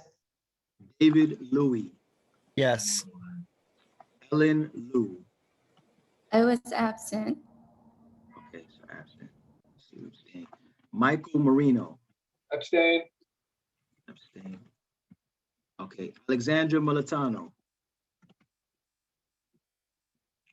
Alexandra. Okay, absent. Michael Perlis. Michael? Yes. Yes. Okay. Can you hear me? Yes, I got you. Thank you. Okay, thanks. Tariq Ramos. Yes. Got you. Paul Rangel. Yes. Maris Reyes. Yes. Thank you. Richard Ropiak. Yes. Okay. Thomas Rosa. Yes. Robin Chattel. Yes. All right. Heidi Schmidt. Yes. All right. Larissa Scheinberg. Larissa. She's frozen. Her screen is frozen. Something's going on with her computer. Okay. Go back. Anisha Stephen. Yes. Thank you. Sandra Strother. Yes. Thank you. Josephine Velez. Josie Velez. Okay, got you. Yes. Troy Velez. Yes. All right. Rodney Washington. Yes. Got you. Kay Webster. Yes. Okay. Jackie Wong. Jackie. Yes, sorry, I was muted. I got you. No problem. And Ricky Wong. Yes. Eric, this is Larissa. I just got my computer back up Got you, Larissa. Thank you. Okay. and my vote is yes. Right. Yes. Okay. Thank you. So Eric, I had a point of order to ask the parliamentarian. In my training, it was said that you cannot vote no for the minutes, you can abstain, but this is not a resolution. So maybe Lee wants to abstain and not to vote no. And I defer to David, who's our parliamentarian, but that's what I was told. Thank you, Olympia. I think that's true. I don't think it's terribly important. It's not going to change certainly, but yes, I believe it is true. These are not yes, no votes. If you need me to change my vote from no to abstain, I'm happy to do that. Thank you, Lee. Thank you, David. And thank you, Olympia. Reflected. Thank you. Okay, thank you, Eric, and thank you, everyone, for attending tonight's meeting. Point of information, Madam Oh, Chair. yes. On this board, doesn't abstention counts against the vote? It's a no vote anyway? I think so. You know, it doesn't count. You have to win a majority of votes cast, which are everything but present not voting. That's what the not voting part means. So the yeses have to be a majority when it's a yes, no, abstain vote. But that doesn't really apply to oh my gosh, to minutes. But when one abstains, philosophically, it's different than a no, right? So people are allowed to do it. Like, you know, I can't bring myself to vote yes, perhaps, you know, something, I don't know.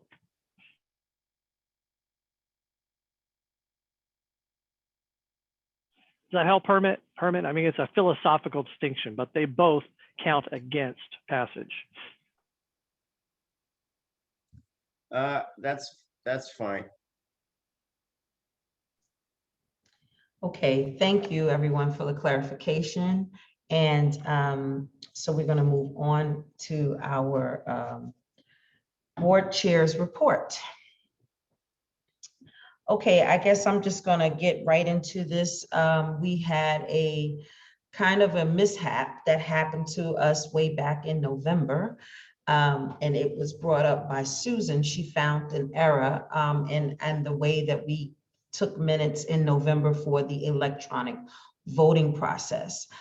So we voted, but we did not reflect it in the minutes for the election that took place in November. Therefore, we have, Susan and myself have consulted with the officer at Gail Brewer's office, the lawyers. And if you look on our website, we've had to go back to put Michael Marino and Lisa Kaplan and Herman Hewitt back into their positions that they were in before the elections took place in November. We were advised by Adele, which was one of Gail's lawyers in the borough president's office, to do one of two things. And so we were just holding off and waiting.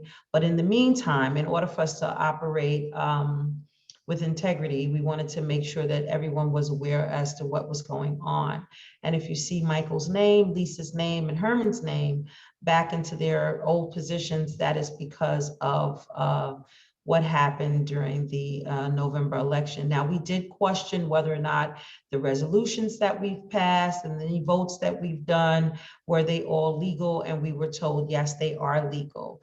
And so we're just waiting to hear whether or not we would need to have another election, or if we would be able to move forward. One of the things that was proposed to us was that we would operate the way we are until November, until the next election, or we could have a mid-election and a few at the executive level, some of the executive officers.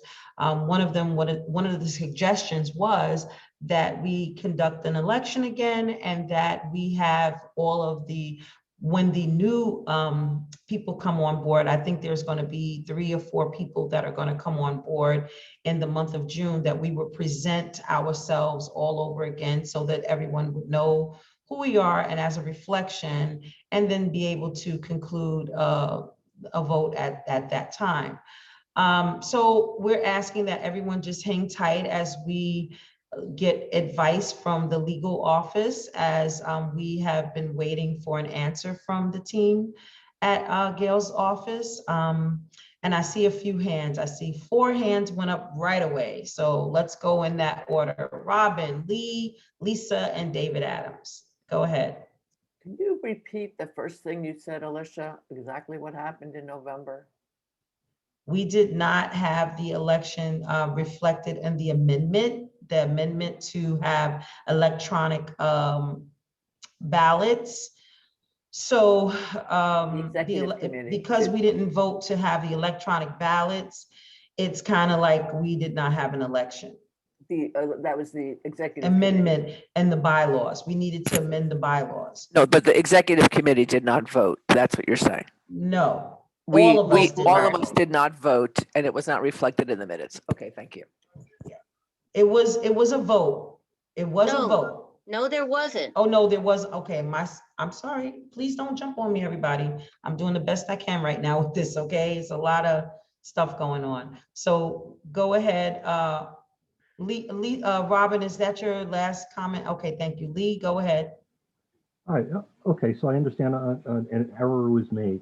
When was this community board notified by Gail's office that the election was void?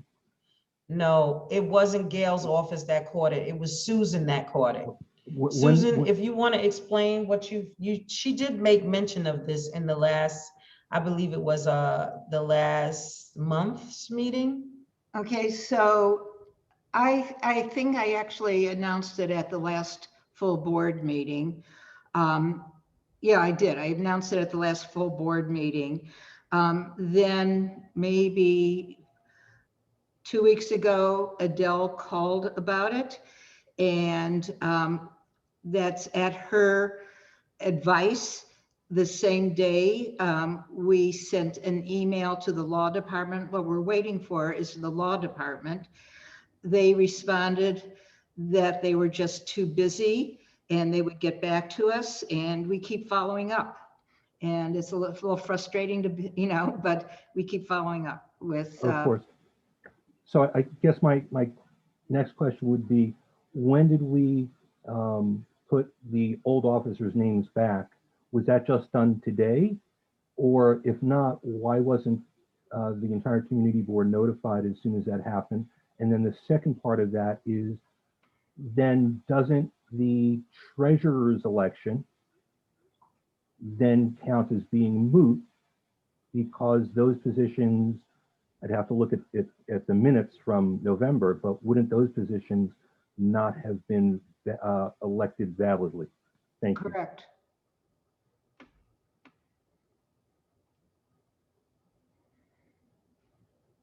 Oh, if you're waiting for me, are you waiting for me to answer? Yes. Okay. Yeah, the officers were just reinstated.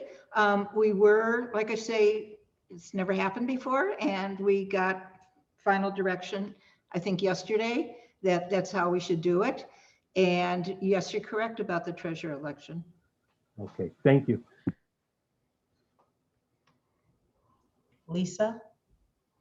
Yeah, could you just go over, pending the verification that this must happen, this revote must happen from the law department, what is the anticipated process of how this would go about? It would be, would there be new nominations for each office, or would the nominations be the same? And would it be done over 2 months or 3 months? How are you anticipating? I have no anticipation of anything. I don't know. We've consulted with the lawyers. I mean, at this point, we are asking all the same questions that you're asking. I don't know, Lisa. I have no answer for you. We're just waiting on the law department to answer those questions that you just asked. Oh, really? You've asked the law department whether it would be the same group of officers? If we need to have the same group of officers run for the position again, at Adele's advice, she said that we would conduct business as if we did not have an election. That was her advice to us. So that's why we went back to conducting business with you, Michael, and Herman in your positions. Right, I understand that. So you're waiting for the law department to give you instructions about not only the correct interpretation made by the borough president's office, but also how, whether or not the whole process going back to That is correct. And the I even, 3-month process. that is of- correct, I Lisa. see. Everything that Okay. you just said is correct. Yes. Mhm. Thank you for that clarification. Thank you. David? David Adams. Yeah, hello. Yeah, hi. Just got company this minute. So I got a little distracted. But what I wanted to talk about was that this is there's another bylaw violation. What happened again this month? It happened also about, I think, in September, where we had a meeting starting during the Jewish David, holiday. I'm so sorry to cut you off, but right now that's not what we're talking about. That is Well, something I did share with you, that when the bylaws committee convenes, that is something that you can talk to them about that, and that could be something addressed with them. Well, since I thought about bylaw violation. Right now, we're talking that about, kind of affect the no, sir, legality we're of talking meetings. about the election. That's what we're Well, discussing. this at is this- the Sir, election. that is what we're discussing at this moment. We're discussing the elections. And you can definitely come to the bylaws committee and talk to them about what your issues are and your concerns are about the holiday. I know Larissa did share that she is going to address it. Okay? Excuse me? What listening you just Larissa said? I didn't hear it. Larissa did share that she's going to address that with the bylaws Okay. committee about the holidays. Thank you. Fortunately, I have a very busy private schedule. I hear you, sir. I don't know if I Okay, can you make all the meetings. Okay, actually, thank if you. you'd like to email Bye. Larissa, maybe she can reflect everything that you want to say. So yeah, Okay, David, if I'll we can discuss work it up. together. Thank you so much. Absolutely, Okay. David, we can work together on that. So just please reach Okay. out to me after the meeting or tomorrow, and we'll make sure that this is covered. I'm absolutely on with you on this. Okay, okay, bye. Sandra, I see your hand. Go ahead. Okay. My statement also has to do with the bylaws, because we need to follow a protocol that is legal, right? And if our bylaws are not correct in how we proceed, a mishap like this last treasurer election wouldn't happen, right? So I'm suggesting that maybe we get the bylaws amended before any previous election, especially if we're going to do an interim election. The bylaws right now are not clear on how to do that. So if we're going to do an election before November, the bylaws protocol needs to be fixed. That's all. Thank you, Sandra. You're welcome. Mei Lee, and then Robin. Okay, I just want to clarify, what happened last time is not a result of any mistake in the bylaws.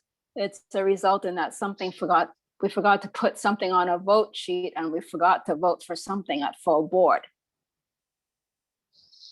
That is Has correct, May. That is, thank you for that clarification. You're absolutely right. It was not the bylaws mishap for our November election. It absolutely was not.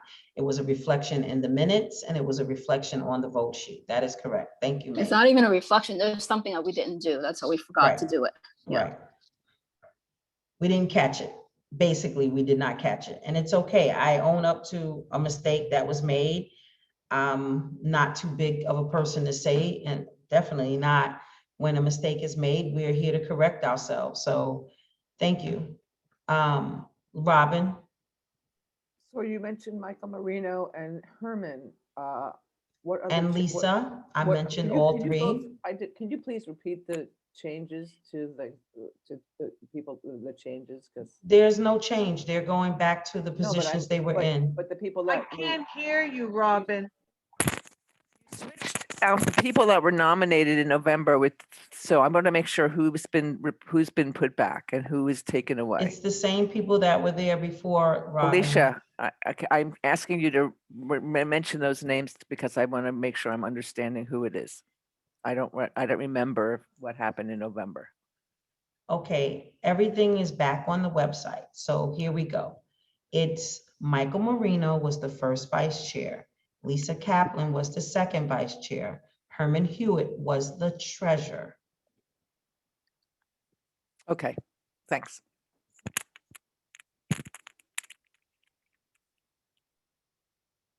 Okay, so if there are no more questions about that, we're going to move on.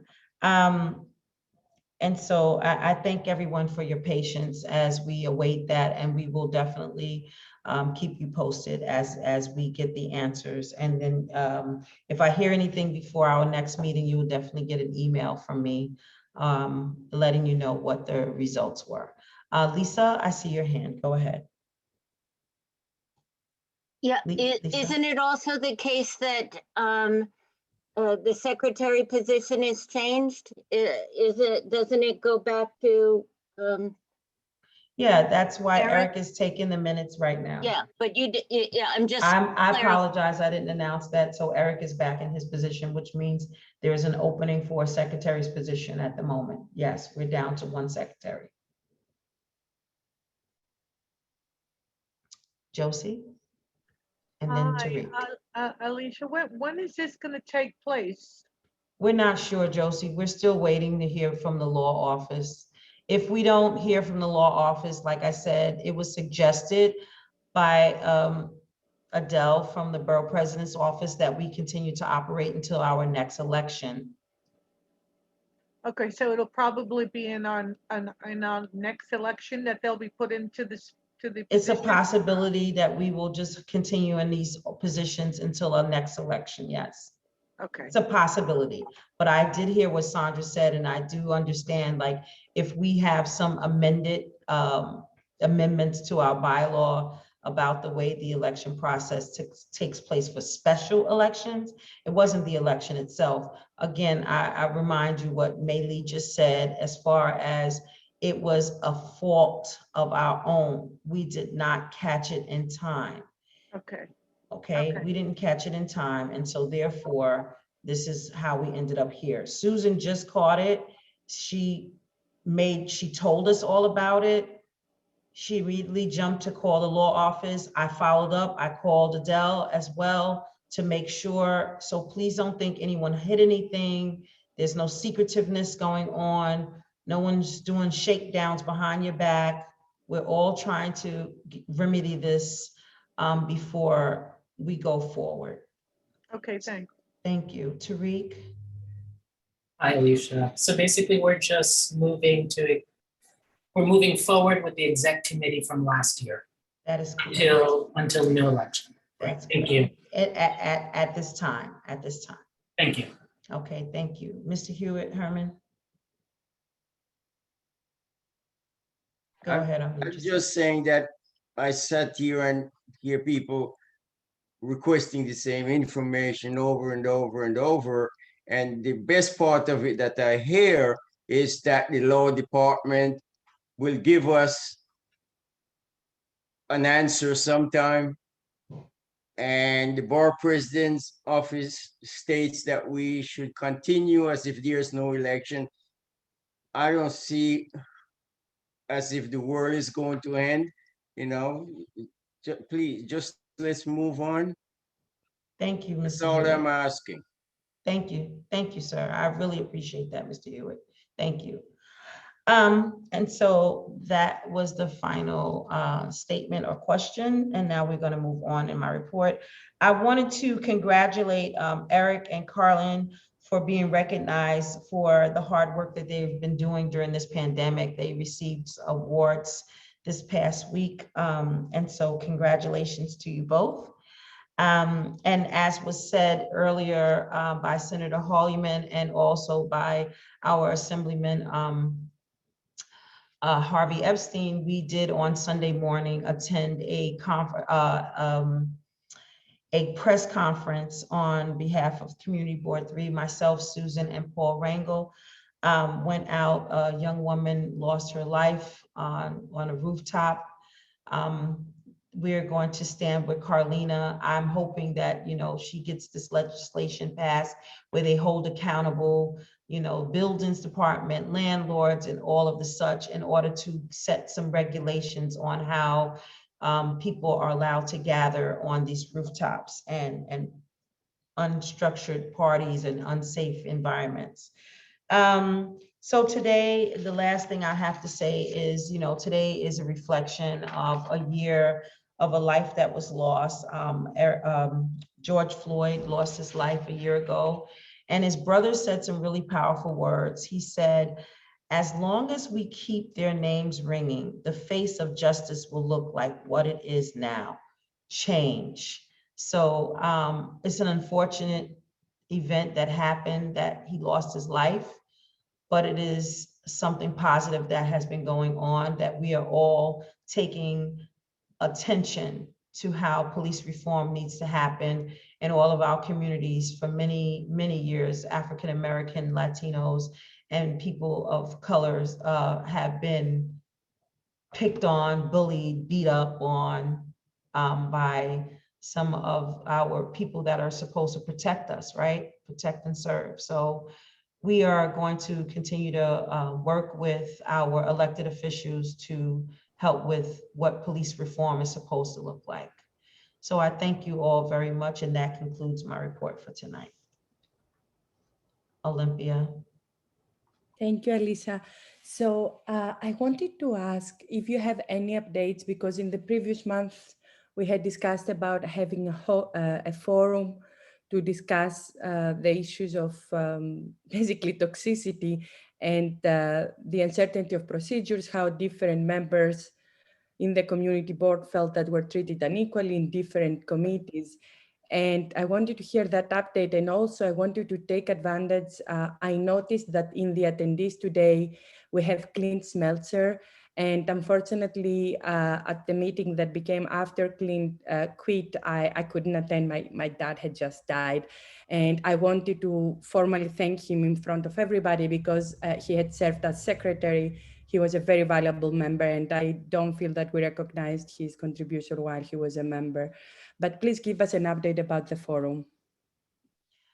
So we have already looked into who we could get as far as a consultation team to work with us as to, and what we can actually talk about without it being a public meeting.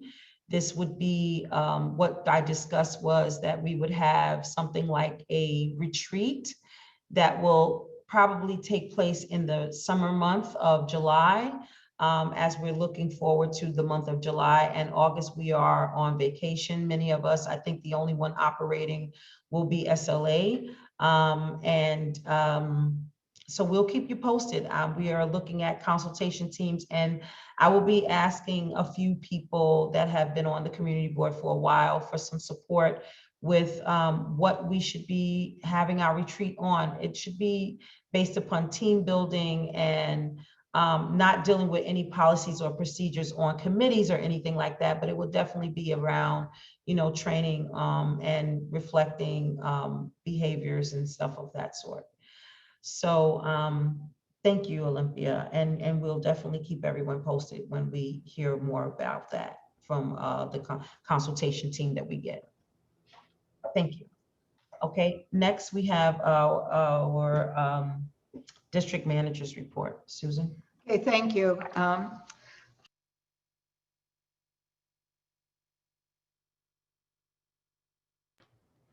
Thank you. I also wanted to start out by speaking about the woman that fell off the rooftop and died. And I just want to let people know this is not a COVID-related issue. It's not something new.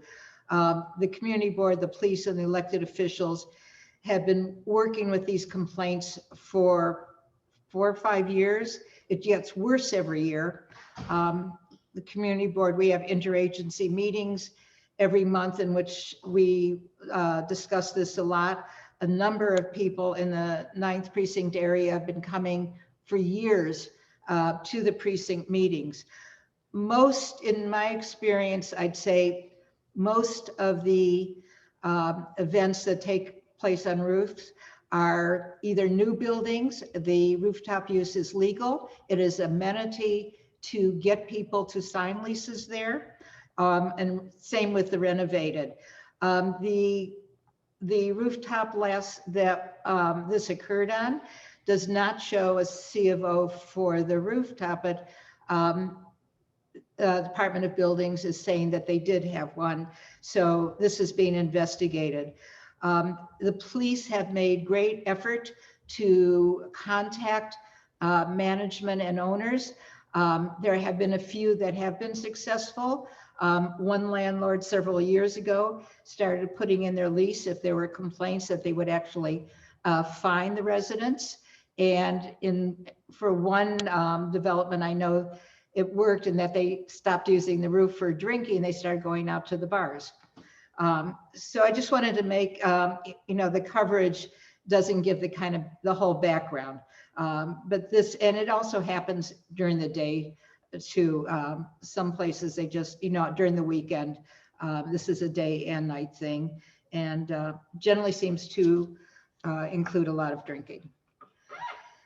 I have announced to everybody that Jim, our assistant district manager, is leaving the community board to go to NYCHA Planning Division. He has a great new position. I'm very sad to lose him, but I'm really happy for him, and we will probably be dealing with him there. I'm currently interviewing, and I'm hoping that we'll be voting for to hire a new assistant district manager next month. And the Personnel Committee should please note that you have a scheduled meeting. I invited all board members to a goodbye party for next Tuesday, I think it is. Less than half the people has responded. So if you would like to come, let me know by Friday, so I'll be sure and have enough food. Thank you. People are aware of a lot of complaints about illegal vending around First Avenue and 14th Street. Department of Consumer Affairs has actually started enforcing. They've been educating since February.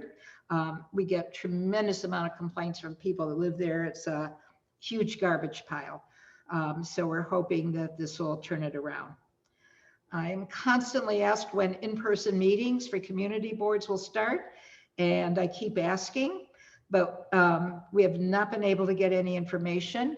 I suspect the way things are going, that when we do find out, they'll say, tomorrow you're starting this. But I'll certainly keep everybody in the loop if we hear anything. There's also a lot of talk about having hybrid meetings. No information about that. That would require, if the executive order expires, that would require a change in the state open committee law. And I know a lot of people are lobbying for that.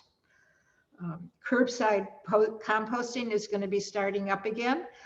Department of Sanitation will be contacting all the buildings that were previously in the program to sign up, but new buildings will be able to sign up also.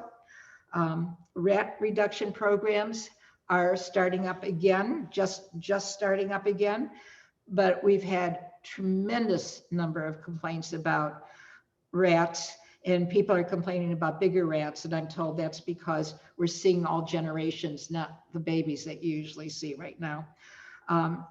I feel like, the last several years of the intense neighborhood rat reduction program, I feel like it's, we've lost everything that we gained and we're starting over.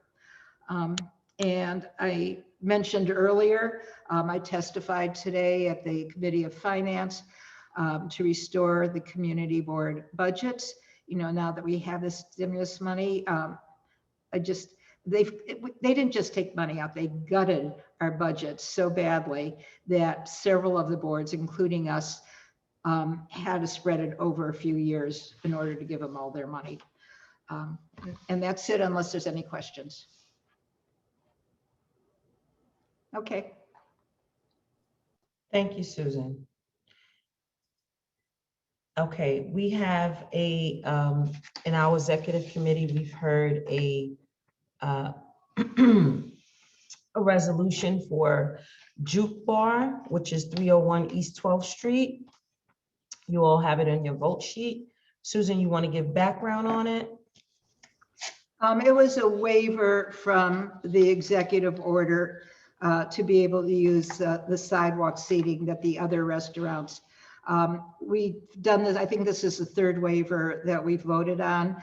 The residents in the building supported it in writing, and it actually went through mediation. and to come to this agreement.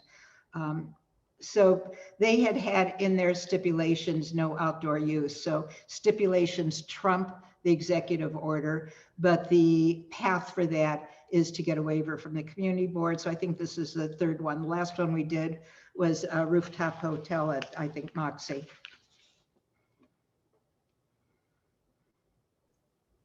Okay, any questions about Juke Bar? Okay, thank you. Next, we have economic development. Anisha? Thanks, Alicia. Good evening, everybody. We had our economic development meeting last night, actually, and we don't have any resolutions, but we did hear one from the Arts and Culture Subcommittee that we did approve. So I will turn it over to Andrea to go through the committee's resolution. Hi, good evening, everyone. Thank you all. Thanks, Alicia. Thanks, Anisha, for the introduction. We had the superintendent of schools and some of her staff come and talk about the state of arts education in our district. And it was a very informative presentation that helped inform and structure this resolution. And as a preface to it, I want to underscore the fact that our schools and our general social services are receiving unprecedented funds, right? And a lot of people are talking about how this is a once in a lifetime opportunity. So we really wanted to look at some of the inequities in arts education in particular and address some of those while also meeting a need of our city's cultural workers, and namely those in arts education. We wanted to recommend that the DOE universalize an after-school program that is in line with culturally responsive education, which for those of you who are not familiar with what that is, it's basically just it's a form of educational modalities that are reflective of a culture's of the students' cultures, right, and backgrounds. So that includes multilingual learners, and just generally education that's reflective of the students. And so, yeah, so our resolution is in support of universal after-school programs that a lot of, during the pandemic, a lot of those programs were cut and are, because of the structures, are really just reserved, the way the funding structure exists is more favorable to wealthier communities. So we really wanted to bring some equity and also workforce development opportunities for artists in our district. So I'll field any kind of questions or friendly amendments. Thank you. Olympia, go ahead. Yes, thank you. So I already emailed Andrea and Anissa earlier. The friendly amendment, I don't know where it came from. It's the last whereas I didn't remember it from the meeting, and I think it doesn't contribute to the argument. So I just suggested striking it, and Andrea and Anissa said yes. So Sure. I'm formally making the same request. Sure. Yeah, it was in the original document, and economic development had nothing to add to it, but I'm happy to strike it out. Any other questions or comments?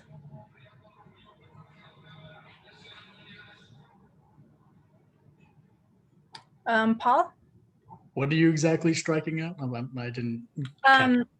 It was a funny piece that was trying to talk about like the intersections of like arts, workforce development programs and education and the benefits of cross-sectoral partnerships, but it was kind of just unclear. So and didn't really serve a purpose.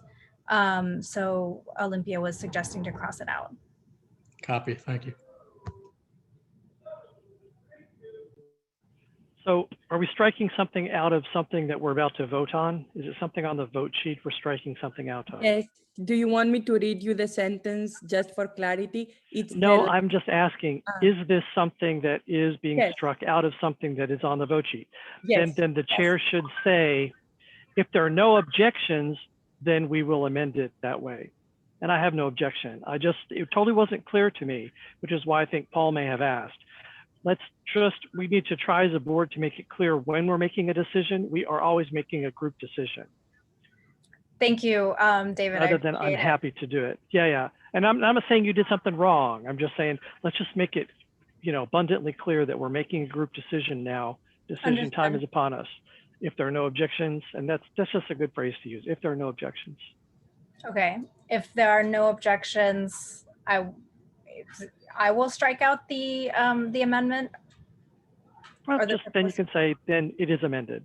Okay, if there's no objections, it's amended.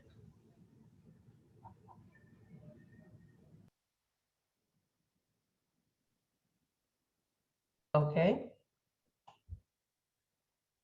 That's it for economic development and for arts and culture. Thank you. All right, thank you. Good job, Andrea. Yeah. All right. So next, Parks. Trevor's not here. Is someone going to deliver Parks? Parks didn't have anything that needed to be voted on. Yeah, I will. Go ahead, Kay. Yeah, hi. So everything's pretty clear in the vote sheet. There was nothing that we voted on, but Trevor did want people to know that in June, the mayor's office promised to bring DSNY and the Parks Department and the mayor's office to help us figure out what is going on with the Lower East Side Ecology Center. It was very good to hear Manhattan Borough President is involved. And also Friends of Pool Plus will be coming, likely looking for a resolution. They want to create a swimming space in the river. So come to the board if you want to find out more about that. That's it. Thank you, Kay. I hope everyone's familiar with this pool in the middle of the river. By the middle of summer, we'll all want to be there. Okay. Health, Seniors, Human Services, Maylee. Hi, good evening. So this month we don't have anything for you to vote on, but next month we have we have a very busy agenda. So the first thing is that we are going to hear a presentation from the Institute for Collaborative Education. It's a school that's currently right now on 15th Street, in the old Stuyvesant High School. And they're co-located there with another school. They've been looking for a space and looking to expand for quite some time. They are interested in moving to the Lower East Side. So we're gonna hear a proposal from them about what they want to do in terms of moving to the Lower East Side. Moving to a school building in the Lower East Side, that is. And then the third thing, another agenda item is BioBus. Wants to support to transform the vacant courtyard at Girls Prep and East Side Community High School into a science lab. And they've already been doing some work there, so we'll be hearing from them. And then, as you know, Susan asked the question of the DA's office. So if we get an answer, we may also be hearing about some alternatives to incarceration programs that they have. So that's all for next month. Are there any questions? Lee has his hand up, May. Oh, yes. Where does ICE hope to move to on the Lower East Side? Oh, okay, yeah. So the school is called ICE, so that's what they like to call themselves. They told me they were, the Marta Valle, I think it's 145 Stanton, that's what they said. But so that's what they said they were looking at. We will hear more. But also at the same time, you know, a couple of years ago, we went to visit them because they expressed interest in the building at Essex Crossing. I mean, a new school at Essex Crossing and moving there. So we went to visit them, you know, just to explore. And they were supposed to get back to us, although they never did. That was 2 years ago. So I guess they're, you know, exploring again. But now they are do have this other specific space in mind. I don't think that they have formally put in a request to DOE yet. Thank you. Deborah's hand is up, May. Oh, yeah. Oh, Deborah Glass, right? Hi, quick question. So did I hear you say they were looking to move, or they're proposing or presenting something about moving into the building with Marta Valle High School? Yeah, well, Marta Valle High School merged with the other one, merged with another school. I think it was University Neighborhood High School. Okay. So the building already has 2 other schools. You know, there's a school for global learners and then the Lower East Side Prep. Okay. And I suppose that means there's this space in there. Okay. And I don't know if the other 2 schools, but I don't know what their plans are. So there's a lot of unknowns, but you know, we will find out more. But this is that same school we went to visit 2 years ago. Excellent. That never got back to us. Got it. Thank you. Olympia's hand is up. So Meili, is it just a presentation or are they seeking for a resolution? Well, I think they want support. You know, I don't know what their timeline is. You know, I just would wish that we do not do anything before discussing it with, you know, either the superintendent or other people that are aware of what is happening district-wide, because we have a lot of schools right now that are over capacity. And so we shouldn't, as community board, you know, advocating for one school without knowing its, you know, its situation comparatively, just to be fair. Right, no, I understand. And like I said, I don't know what those other 2 schools are in there. There are 2 schools in there. It's not a completely empty building. So there's a lot of things going on over here, right? So, but, you know, it is not just for me just to say no, right? We have to hear from them first. And if they have this interest, you know, we can also argue that, you know, community needs to know.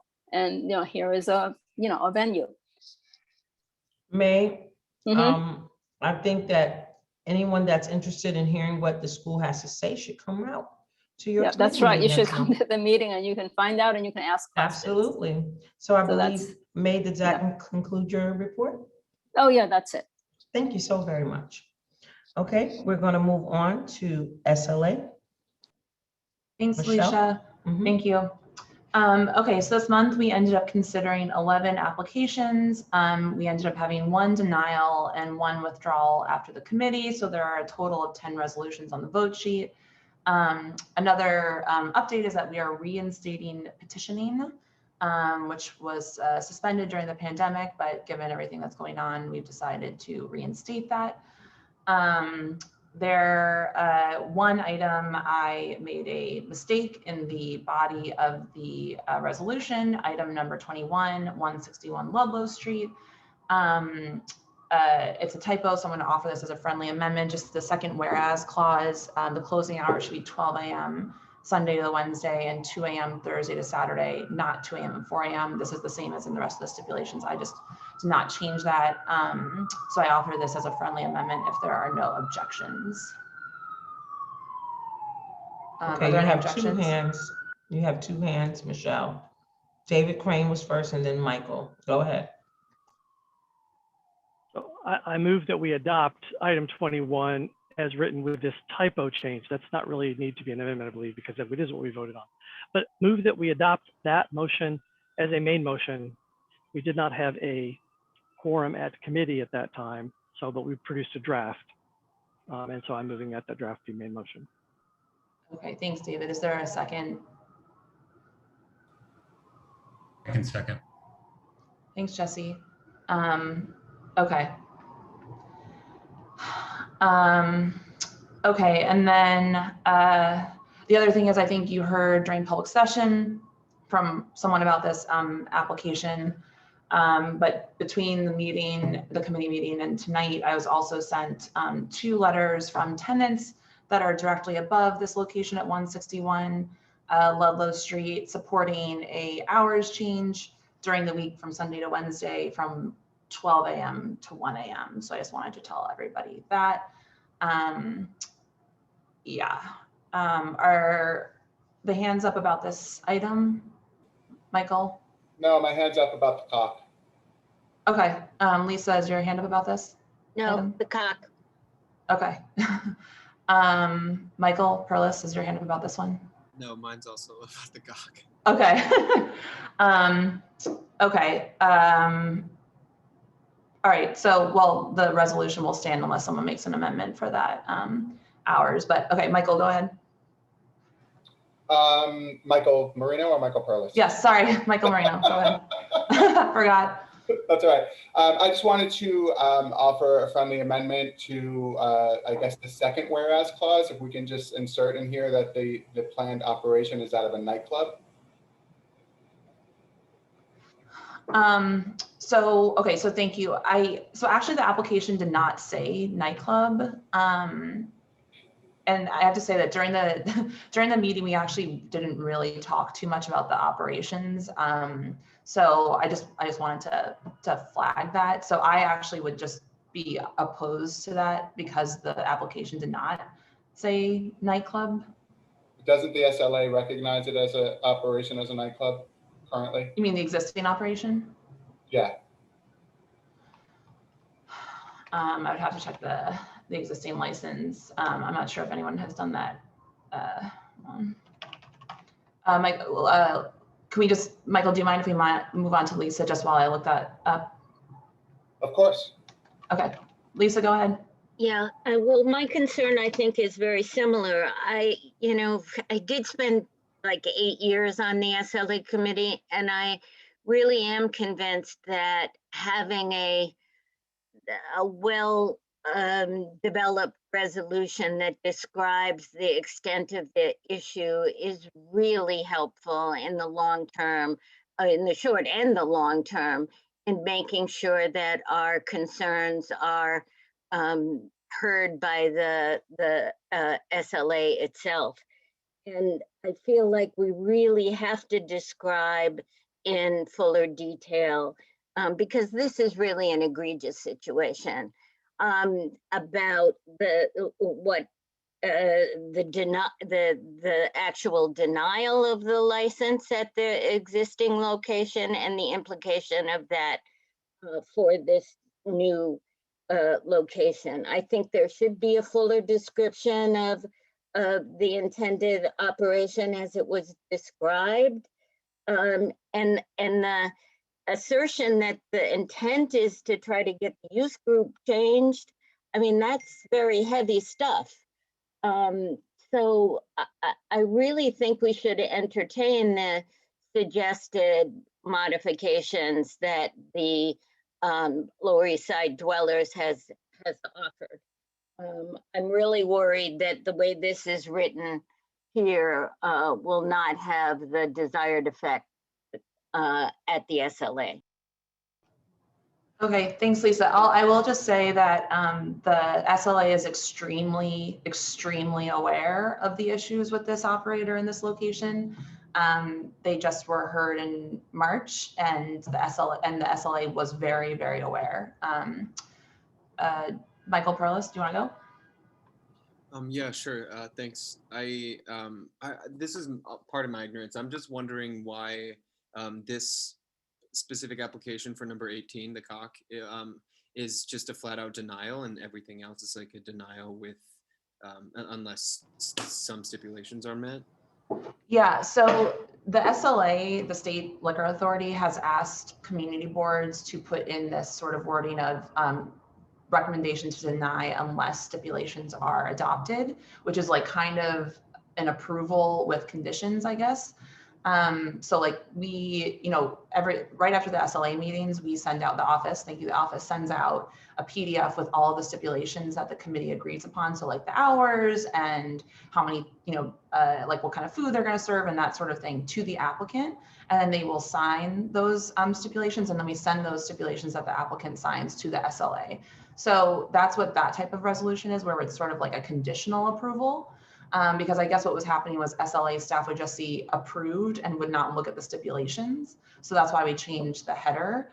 And then just a straight out denial is that we recommend that the SLA deny the license. We don't want them to approve it, even with stipulations, basically. Okay, yeah, that makes sense. I just asked because I feel like that's pretty rare, and I know this bar, there are very few gay or queer bars left, especially in Lower Manhattan, and I feel like it doesn't happen often that we flat out deny one, and the fact that we're denying this for a gay bar is just, a little bit, I guess, disconcerting to me. But thanks, I appreciate. Yeah, sure. David Crane, I saw your hand up next. Yeah. So on the question of length versus brevity, I think what's important to send up to the SLA is compelling testimony. And I do think that brevity can help with that. I think that mind-numbing detail doesn't necessarily make it stronger.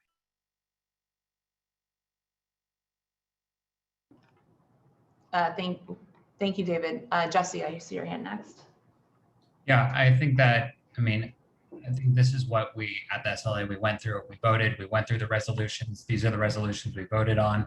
I think there was also conversation that was had about, from members that it was the right bar in the wrong location. I voted for it, but I'm also still saying that the resolution should stand as is because that's what we voted on. So I feel that adding to it now about putting on more information about things we talked about but didn't include is kind of going back, and I'm not as comfortable with that, to be honest. I feel like we did what we were doing there, and the resolutions were what they are, and they are what they are now. So I feel like the vote should stay, and the resolution should stay. Thank you, Jesse. Okay, now just going back to Michael Marino's question. Susan, I don't know if you wanted to say something about this. I just looked up on the public SLA and it doesn't have any classification for what kind of license it is. It's just an on-premises liquor. Susan, do you have anything to add to that you know about? Let's see. Susan might be checking the folder right now. She's in the office. She's coming. She just got back. I couldn't find the folder really quickly. I have to keep looking. But you can't have a nightclub. We don't have nightclub licenses in our zoning. You could say that they operate as a nightclub, but they don't have a nightclub license. Sorry to interrupt, but that's exactly what I asked to be inserted, that it operates as a nightclub, which if you watch the SLA meeting from, I think, February or March, they even say that it operates as a nightclub and the community board is allowing this, and anything that happens is on their back. Okay, all right. Thank you. I Thank second you, Michael. it if Michael produced precise language. I'll second that. If you produced precise language about that, I second it. Sure, I can do that right now. So in the... Do you want to just type it in the chat, Michael? Sure. So that Eric can take it. Thank you. Okay, so then once you have that language, I'll ask if there's any opposition and we can go from there. But in the meantime, I see Carlin's hand up. So Carlin, go ahead. Actually, I want to speak on item number 6, but with this whole nightclub dialogue on this bar, they're not enforcing it. They're not giving out nightclub licenses. Dancing is allowed anywhere there's a lot of liquor and music now. They did away with that 2 years ago almost. Dancing well, it's only allowed in certain zoning. Right. Yeah, so it's allowed wherever the zoning allows it, basically. Yeah. We don't have dancing in the East Village or most of that area.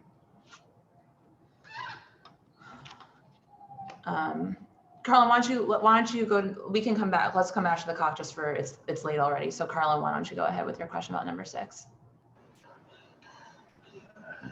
Okay. On the tier 4, be it resolved. Number 3, it says they will have close the doors by 10 every night when amplified sound is playing, including but not limited to DJs, live music, bada bing, bada bong. Yet on number 4, it will play ambient background music only. And will not have live music, DJs, promoted events. And I also have a second question. Sorry, where are you, which clause are you looking at? Item number 6, bar clock. Uh-huh. Okay, under the therefores. All right, 3 seems to contradict number 4.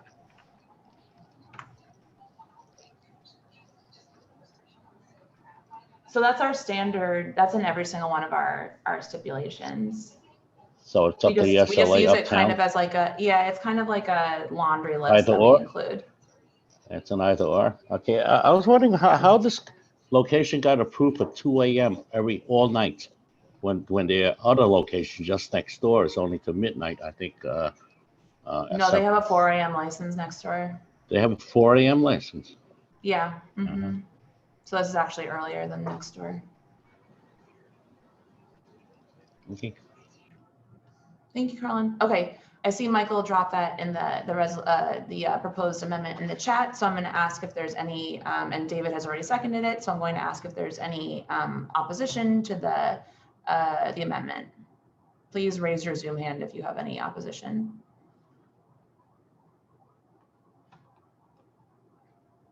Okay, I'm seeing none. So Eric, do you mind just adding that to the resolution? You have it. Thank you, Michelle. Yep, thanks, Michael.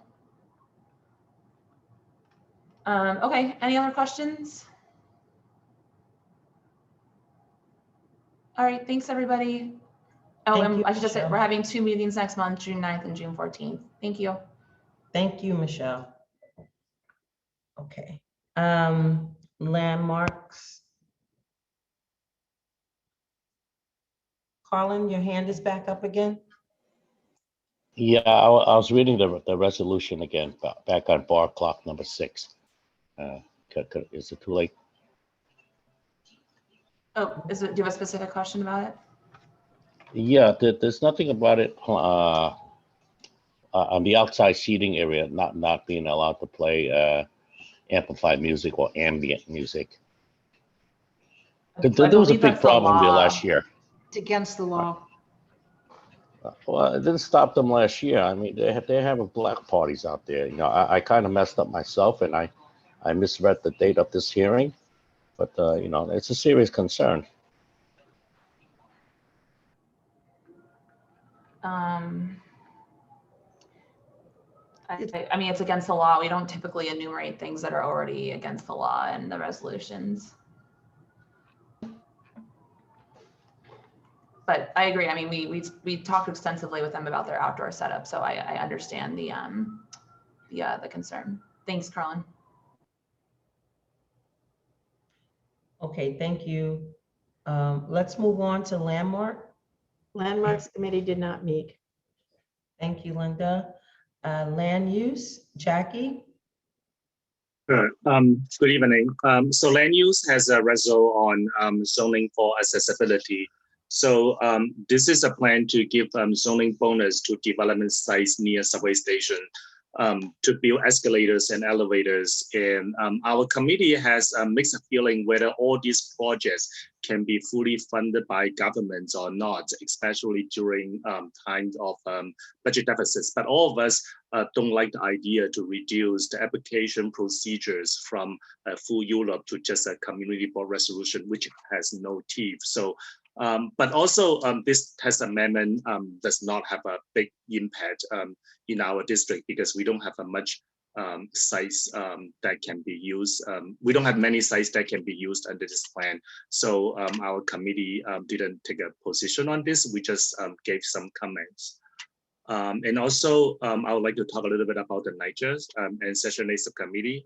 We spent quite a bit of time because we had a meeting this month, and we spent quite a bit of time in discussing how to engage more community board members, as well as NYCHA tenants associations and outsiders to enhance the role of our subcommittee. We also create a list of NYCHA issues, including the blueprint for change, of course, that need to be discussed in the future meetings. So that is a brief summary of our meetings. Question? Colin? Colin has his hand. Colin, go ahead, unmute yourself. Yes, are there any updates from DCAS on how they're going to proceed on 70 Mulberry Street? Oh, no, I have not followed up on that. So last month, they had a public meeting. They released their preservation analysis, and they have not get back to us what they're going to do, but I can follow up with them on it. Yeah, talking about that meeting, why did DCAS hold that with Council Member Chin's office and did not come back to CB3? That is not with Council Member Chin's office, I believe. I think it's a public meeting. It's a community meeting.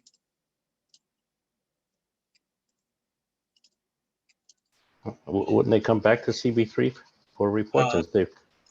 For future developments or for that preservation analysis? For that preservation analysis, they are not coming back to CB3. But for future development update, we can ask them. Well, CB3 was your committee that asked them for the findings on the preservation analysis. All right, they did the analysis. It's a very lengthy meeting. The presentation is long, so they decide to do it as a community meeting. That's what they decide. Okay, and the meeting took a long time. Jackie, does this conclude your report? Yes. Thank you very much. Thank you. Okay. Transportation, Paul.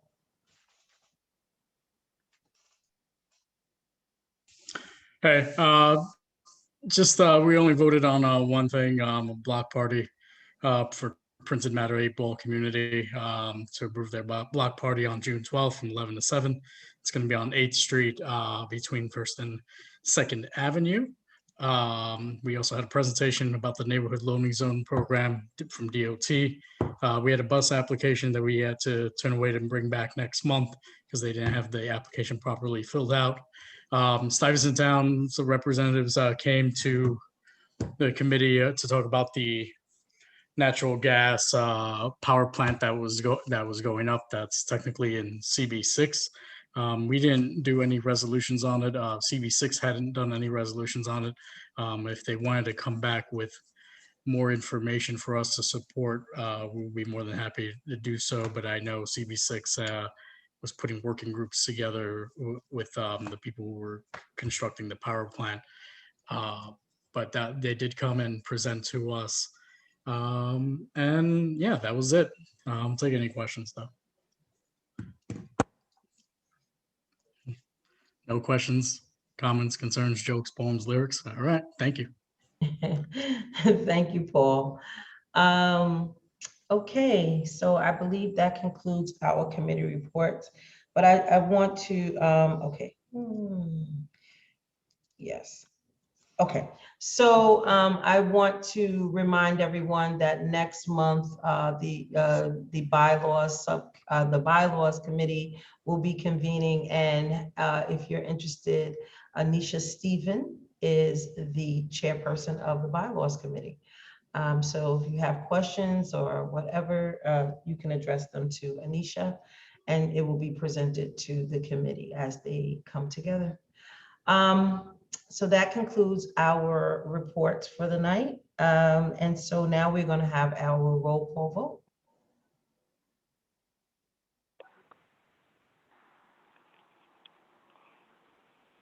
You guys hear me? David Adams. Yeah, excuse me, yes. Okay. Yaron Altman, Yes. Jesse Beck, Yes, no on SLA 18. okay, thank you. Dominic Berg, Yes. Lee Berman, Yes. Carlin Chan, Yes on everything, no on SLA 6. okay. Jonathan Chu. Jonathan Chu. Okay, now present. David Crane, Yes. Felicia Cruikshank, Felicia. Eric, yes. Alistar Akinomakis, Yes. Shirley Fennessy, Yes, no on SLA 18. all right. Ryan Gilliam, Yes. Deborah Glass, Yes, no on SLA 6 and 21, and no on land use 4.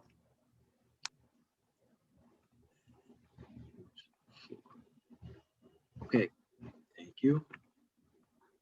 Andrea Gordillo, Yes, and no on SLA 18. okay. All right, thank you. Herman Hewitt, Yes. Trevor Holland. Trevor Holland. Absent. Okay, Linda Jones, Yes. Valentina Jones, Yes.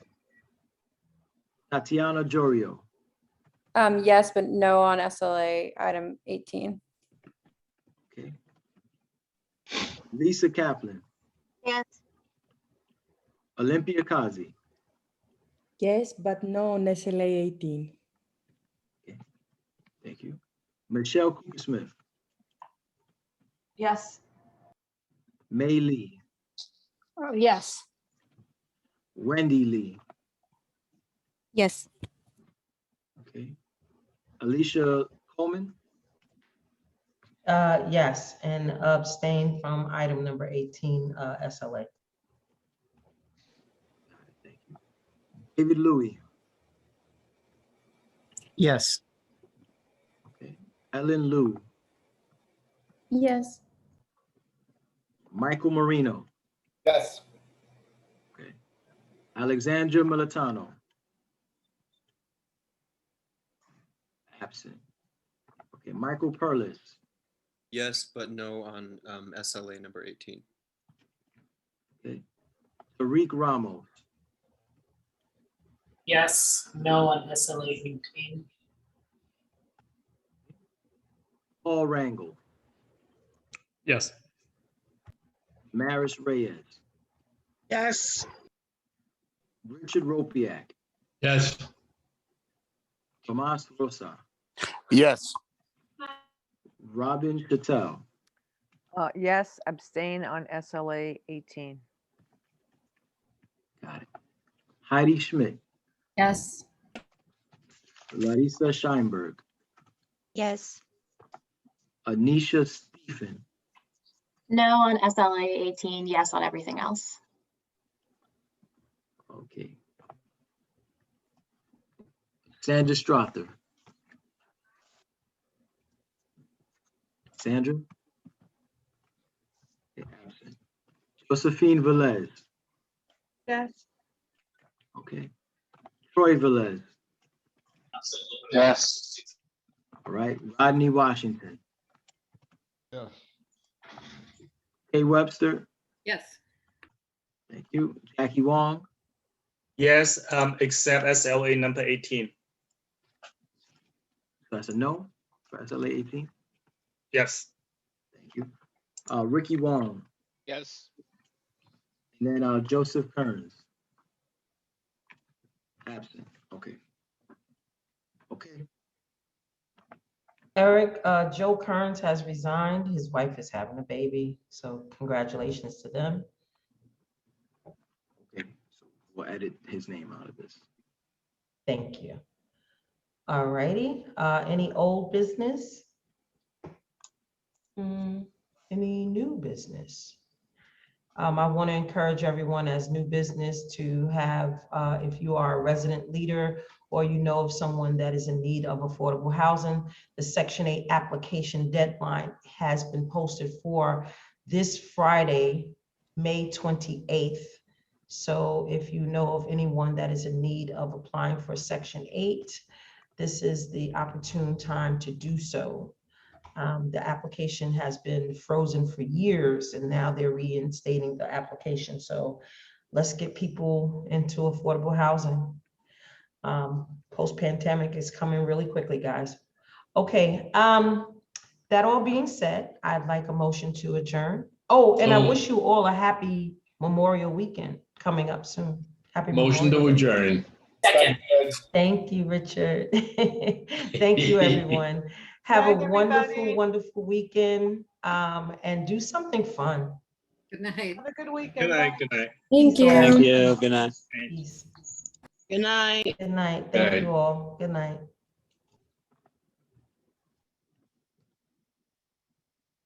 Thank you, Linda and Larissa.